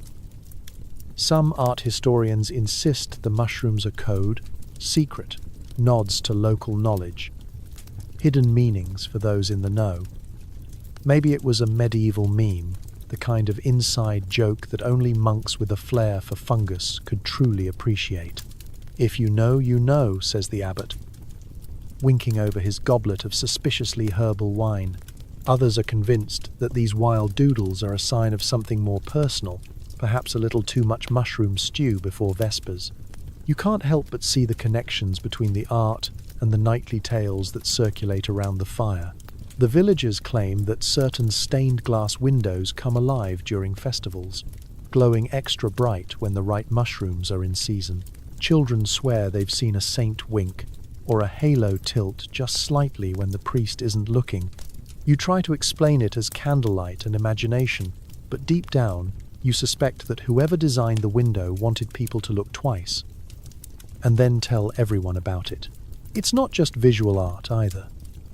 Carved capitals in the church columns sprout with all manner of leafy, fungi-shaped ornamentation. Even the village's lone statue of Saint Marigold, patron of headaches and misplaced shoes, has a suspiciously lumpy base, like she's standing on a pile of magic mushrooms instead of clouds. When questioned, the sculptor only shrugs. Art is open to interpretation, and, occasionally, dietary mishaps. Of course, the church authorities try to keep things dignified. The priest explains that the strange shapes represent the bounty of God's creation. You suspect he's never seen a real mushroom in his life, or at least not one that can make you see angels with extra toes. Secretly, though, you think even he enjoys the mystery. After all, a church with stained glass that doubles as a conversation starter is bound to keep people coming back. The wildest theories come out late at night, after a little cider and a lot of storytelling. Was that really a depiction of the Garden of Eden? Or just a farmer's market fever dream? Did the artist mean to include so many dancing mushrooms? Or was it an accident brought on by a bad batch of blue cheese? One villager is convinced the art predicts the future. See, that mushroom looks just like my uncle's nose. And last week he tripped over a sheep. In the end, the art is a perfect reflection of village life. Strange, a little chaotic, and full of unexpected delights.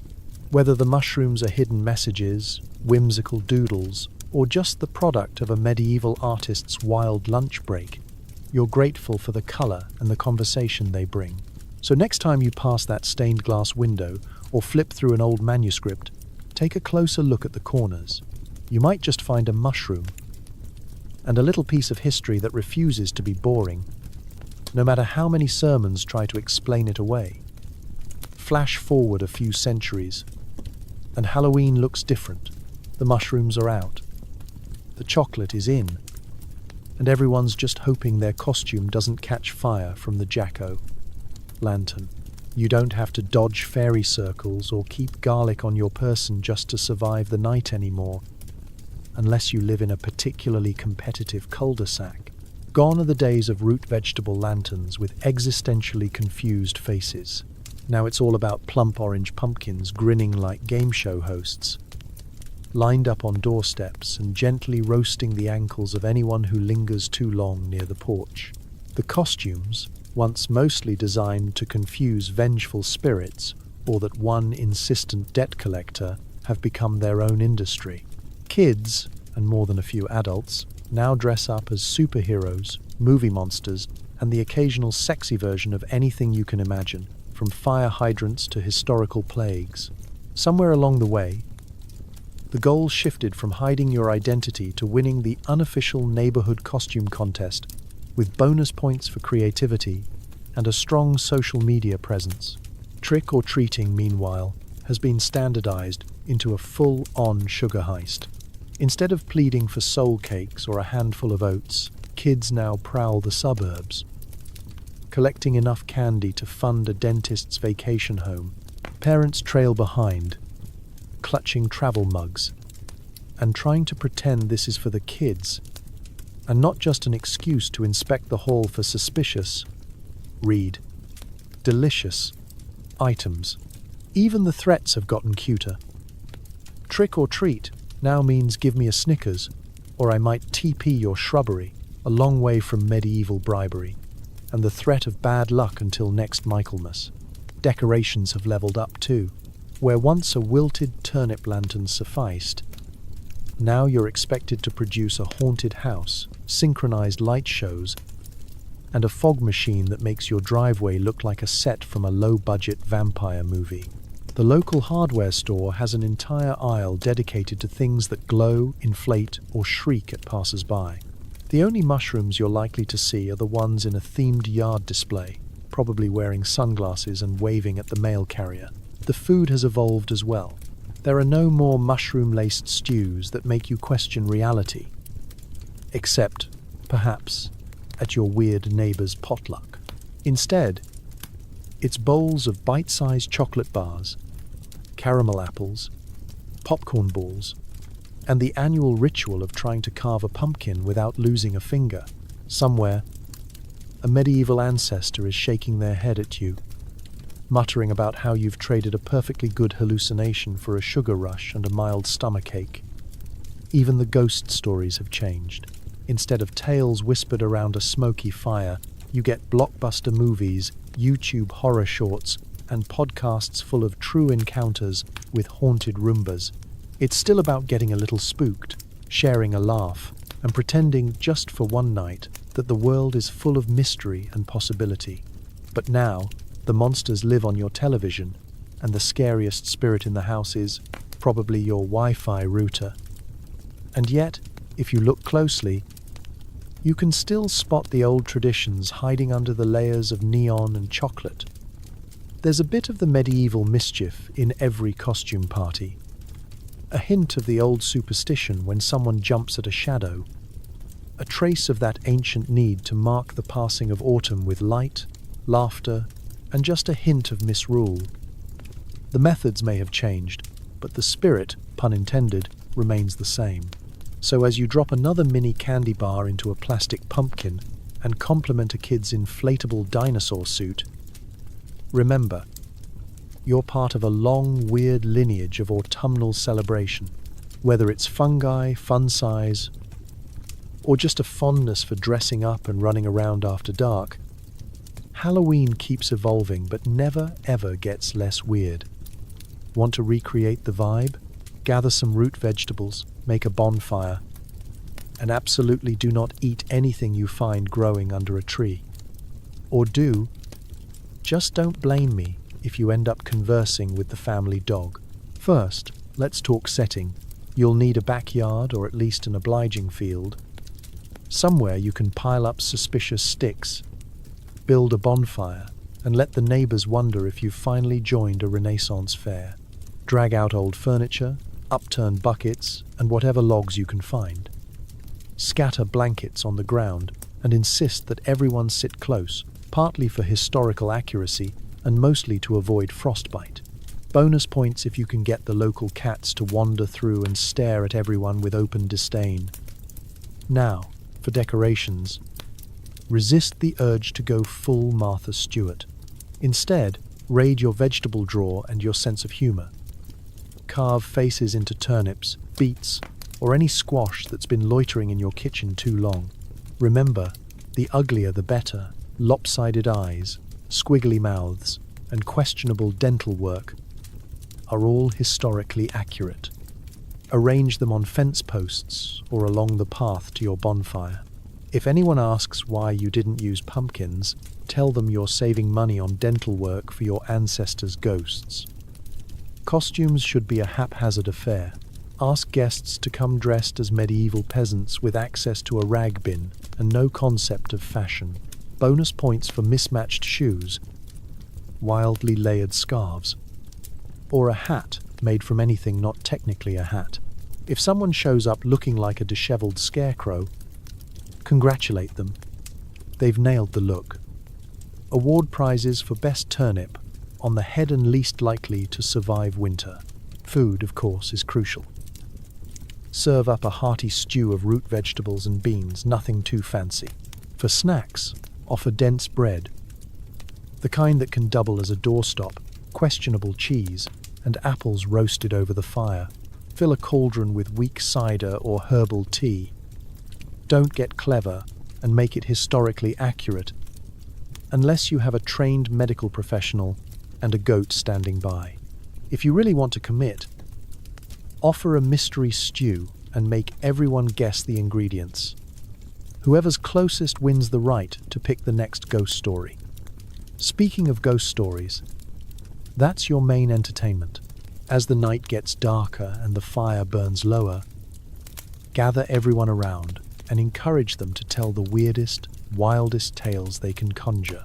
Bonus points if at least one story features a talking animal, a haunted vegetable, or a family member who gets turned into a frog. Interruptions from the wind, mysterious animal sounds, or your neighbor's ill-timed leaf blower should be treated as supernatural omens. Don't forget the superstitions. Have a bowl of salt handy for tossing over shoulders, sprigs of rosemary for guests to tuck behind their ears, and a little garlic to hang by the entrance. Warn everyone to avoid stepping into any suspicious mushroom circles, unless they want to spend the next week arguing with the family dog about turnip politics. Remind guests that it's tradition to leave out an extra bit of bread for wandering spirits, or for any neighbors who show up uninvited and hungry. Finally, when the night winds down, send your guests home with a hunk of bread, a wilted turnip lantern, and a stern warning. Whatever you do, don't tell the local priest about tonight, because while modern life has many perks, there's something oddly comforting about knowing you've spent an evening dodging imaginary curses, eating mildly alarming food, and laughing so hard your sides ache. Congratulations, you've just survived your own medieval Halloween, responsibly. If you wake up in the morning with straw in your hair and a vague memory of howling at the moon, consider it a historical success. And don't worry, the family dog has agreed not to mention a word. Every village has a story. The girl who saw fairies, the man who turned into a wolf, the goat who sang opera. At the root of every legend, you guessed it, mushrooms. It doesn't matter if you're deep in the forests of Eastern Europe or perched on a rocky outcrop in Ireland, wherever people gather, mushrooms follow, and soon after, so do the stories. There's just something about those little umbrellas sprouting up after rain, quietly promising a night of magic or disaster. The elders insist these myths are ancient wisdom, but sometimes you suspect it's just the side effect of eating the wrong stew on the wrong night. Take the fairy rings, for example. One step inside, and you're as likely to wake up 20 years older as you are with a strange haircut and a new opinion about turnip taxes. Children are warned to steer clear unless they want to be whisked away to dance for eternity with creatures who never tire and never, ever share their snacks. And yet, every year, someone dares the circle, usually the bravest or most gullible child in town. When they re-emerge, muddy and wide-eyed, the tale only grows. I saw a fairy riding a beetle. The beetle was in charge. Then there's the wolf man legend. Most villages have at least one. A quiet neighbor with a unibrow and an impressive howling ability disappears on a misty night, only to be spotted later running through the fields in a surprisingly stylish fur coat.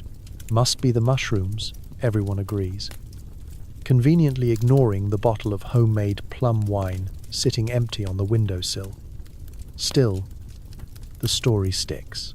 By the next festival, every unexplained animal noise is attributed to Old Wolfie, and the villagers leave out scraps just in case. Animals, too, get their moment of fungal fame.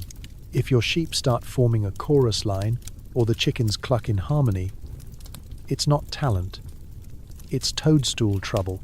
The local goat is especially notorious, having allegedly serenaded the blacksmith with a stirring rendition of Ave Maria after a foraging spree. Nobody knows if it's true, but the goat now receives suspiciously polite applause every time it so much as bleats. These stories serve a purpose. In a world that's mostly dark, damp, and full of things that go bump, mushrooms offer an explanation for the inexplicable. Why did the weather change overnight? Why did Grandpa start speaking Latin? Why do we all remember a night that nobody will quite describe? Simple. Blame the mushrooms. They're a built-in excuse for everything from garden mischief to inconvenient transformations. It isn't just the villagers who keep the myths alive. Outsiders get swept up too. Traveling peddlers, curious monks, and bored noblemen all add their own spice to the tale. In my country, claims the merchant from 3 valleys over, the mushrooms sing lullabies to lost travelers, and if you sing along, you wake up with a pocket full of silver or frogs. Nobody can prove him wrong. So the myth gets a little wilder each year. The real secret, of course, is that people want to believe. There's comfort in knowing the world is strange and unpredictable, in thinking that a patch of fungi might open the door to adventure or a midnight miracle. It's a way to turn fear into laughter and boredom into legend.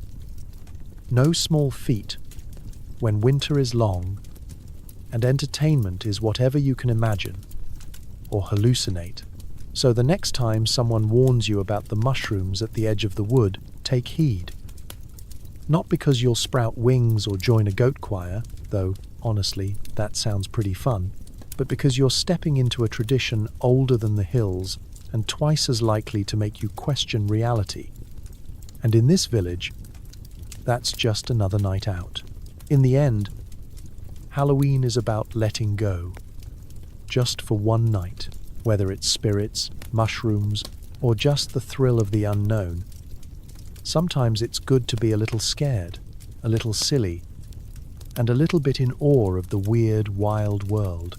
Maybe that's why, Year after year, people keep gathering by firelight, donning costumes, and swapping stories that make the hairs on the back of their necks stand up. It's not because anyone really wants to run into a vengeful ghost or see the neighbor's goat start reciting poetry again. It's because, deep down, there's a strange satisfaction in being unsettled, just enough to remind you you're alive, just enough to feel the world is bigger, stranger, and funnier than your usual daily routine. Throughout history, fear has been the secret ingredient in every good party. It brings people together, sparks laughter when the shadow was only a cat, and makes a creaky floorboard sound like a grand cosmic joke. The shared gasp when someone tells a ghost story, the thrill of not knowing what's behind the mask, or the nervous glance over your shoulder at an oddly shaped turnip in the dark. All these are little reminders that not everything is under your control. And that's kind of wonderful. Even in a world full of rules, chores, and responsibilities, Halloween is permission to embrace the unknown. For one night, you're not the responsible adult, the sensible parent, or the weary laborer.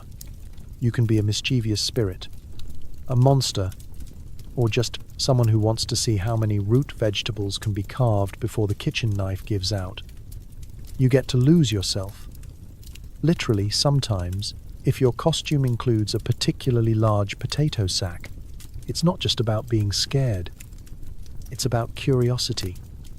You want to know what's out there in the dark, even as you cling to the safety of the firelight. You want to peek behind the curtain, see if the old stories are true, and maybe, just maybe, outwit whatever's lurking in the shadows. There's a reason every culture has its own version of the festival of fear, the chance to flirt with danger while staying just this side of disaster. To let your imagination run wild without actually losing a finger to a haunted pumpkin. And when the world feels confusing or overwhelming, a little fear, in a safe, candlelit, candy-filled package, is the ultimate comfort. You know you'll survive. You know you'll laugh about it in the morning. It's a chance to practice being brave when the stakes are nothing more than a gentle scare and a story to tell your friends. Besides, nothing bonds a community like arguing over who had the creepiest costume or whose lantern face was genuinely terrifying, on purpose or not. So, you lean into the chaos. You let the shadows play. You listen for the tap at the window, giggle at the neighbor's ghost, and pretend you don't see the cat plotting its annual midnight leap onto the bed, because this is how people have always made sense of the world. By telling stories, facing the unknown together, and turning fear into fun. Maybe you'll even admit you like being a little lost, just for a night. Just enough to remember how sweet it is to come home. As you drift off at the end of the festivities, still smelling of bonfire and slightly singed turnip, you realize that what makes Halloween special isn't the fear itself, but the freedom to feel it, to be surprised, to be silly, and to be swept up in a world that, for one night, is just a little more magical and a lot more mysterious than usual. And with that, you smile in the dark, knowing that even if you're a little bit lost tonight, you're in excellent company. The village feast is in full swing, and you're handed a suspiciously colourful casserole. Everyone's smiling a little too widely, and the local bard just started playing 3 songs at once. Was it camaraderie?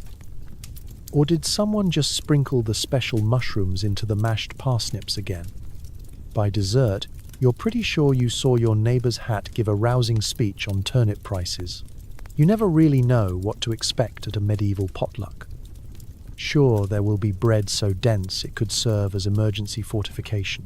There'll be a communal pot of something brown and vaguely soupy, and a collection of pies that may or may not contain fruit, meat, or, once, a single sardine. But the wild card, the thing everyone watches out for with wary glee, is the mushroom dish. No one ever admits to being the one who brings it. Ask around and you'll get a lot of shrugs and, "Oh, it just appeared on the table." But everyone has a theory. The healer swears hers are safe. "Never pick anything that hums at you," she says. But her record includes one legendary stew that left half the village debating the ethics of milking imaginary cows for weeks. The blacksmith claims mushrooms are for the weak of spirit. "A real feast needs meat and ale," he says, before quietly scarfing down a double serving of the so-called spicy casserole. The symptoms are always the same. Giggles that bubble up out of nowhere, wildly imaginative conversations, and a tendency for the shyest villagers to suddenly wax poetic about their favorite root vegetables.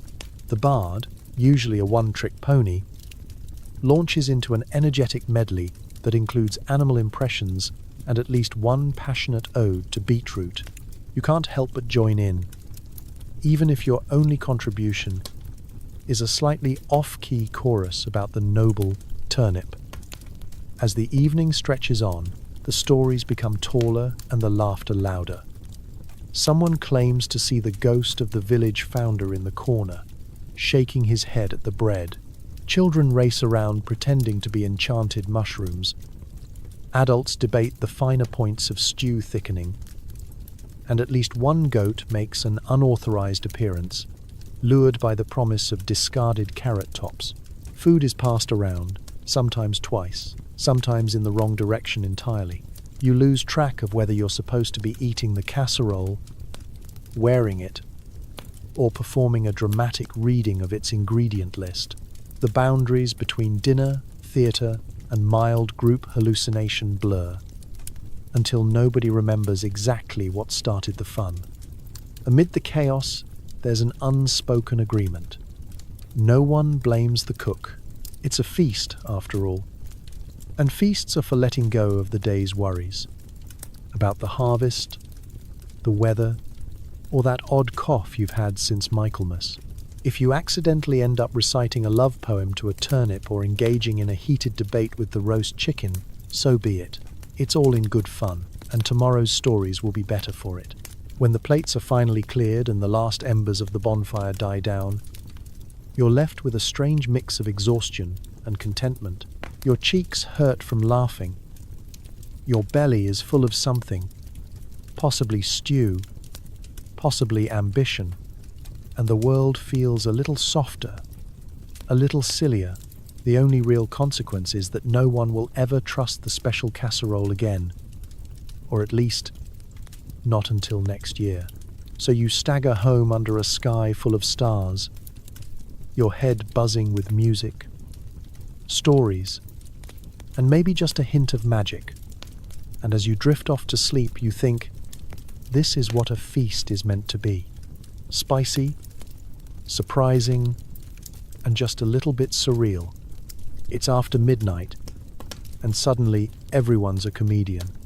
Someone swapped your shoes with cabbages, the cows are wearing bonnets, and the village idiot has staged an elaborate fake haunting with only a sack and a candle. Are these elaborate attempts to confuse evil spirits, or is this just the medieval version of punked fueled by fungal bravado? The answer, as with most things tonight, is probably both. Mischief is the only currency that's never devalued in your village, and the hour after the bonfire is when the pranksters really come into their own. Even the most stoic elders find themselves caught up in the spirit. Or, more accurately, the spirits, plural, and possibly a little homebrewed encouragement. Everyone's a fool after midnight, and it's a badge of honor to be the architect of the year's most memorable trick. You quickly learn that nothing is sacred and no one is safe. Old Mrs. Darnley, usually as cranky as a hedgehog in winter, turns out to be the stealthiest prankster of them all, hiding a frog in the priest's collection plate and convincing half the children that she's actually a retired witch. The blacksmith, not to be outdone, manages to tie together the apron strings of 3 unsuspecting cooks, causing a small but hilarious culinary stampede when the midnight snack is announced. Every prank has a purpose, even if it's not obvious. Some are meant to keep evil spirits guessing if the cows are wearing bonnets. How will a mischievous ghost find the right target? Others are more practical, like switching your best hat for a turnip to ensure you don't get too full of yourself. The healer insists it's good for the community to air out their grievances in the form of well-timed whoopee cushions and strategically placed beetroot. According to her, laughter really is the best medicine. Unless, of course, you're the one who just sat in the surprise pudding. Of course, the tricksters aren't limited to simple slapstick. Some of the pranks are so elaborate they require weeks of planning and a suspicious amount of cooperation from local livestock. One year, the baker woke up to find his entire cart on the roof of the tavern, complete with a bread display and a sign reading "Heavenly Buns." Another time, the innkeeper discovered her bed stuffed with onions and her cats wearing matching scarves.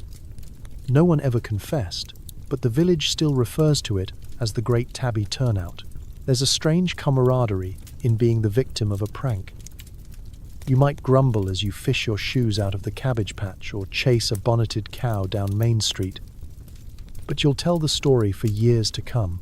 There's no shame in being fooled, only in failing to appreciate the creativity behind it. Besides, you'll get your revenge next time. That's how it works.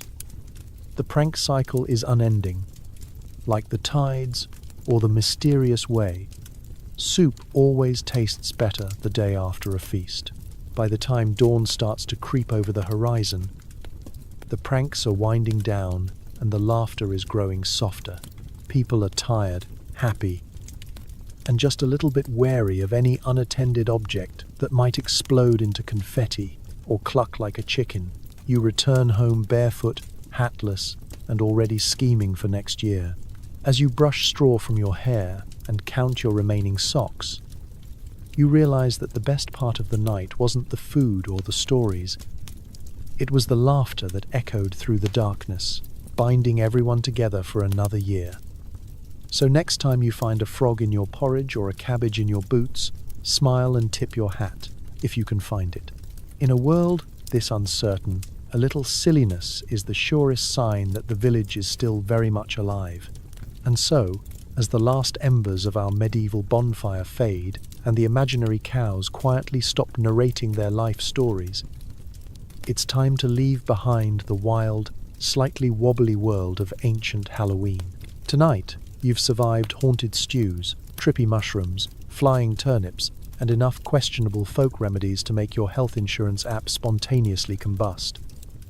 If you manage to hang on to your dignity and your shoes through the parade of hallucinating neighbors and judgmental cats, congratulations. You did better than most. But let's take a moment to honor the real resilience of those who came before us. The villagers who faced long, cold nights with nothing but firelight, faith, and the occasional hallucinogenic fungus to get them through. They gathered in the dark, made each other laugh, shared bizarre tales, and did their best to explain the unexplained with the only tools they had. Stories, rituals, and when things got truly weird. A pocket full of mushrooms.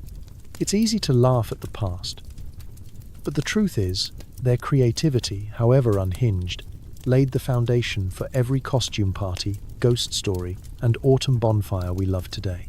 They turned fear into fun, mystery into myth, and a dangerous night into a chance to celebrate the very strangeness of being human. Because history isn't just gross and terrifying, it's also proof that people are stubborn, hopeful, and endlessly inventive, even when half the village is seeing double. So tonight, as you drift off in your clean bed, behind double-paned windows, without a single hallucinating goat in sight, maybe whisper a quiet thank you to your ancestors. They braved lice, leeches, and soups that might accidentally make you see the spirit world, just so you could fall asleep to stories like these. May your dreams be free of talking pumpkins, and may your sleep be deep, peaceful, and utterly fungus-free. Good night.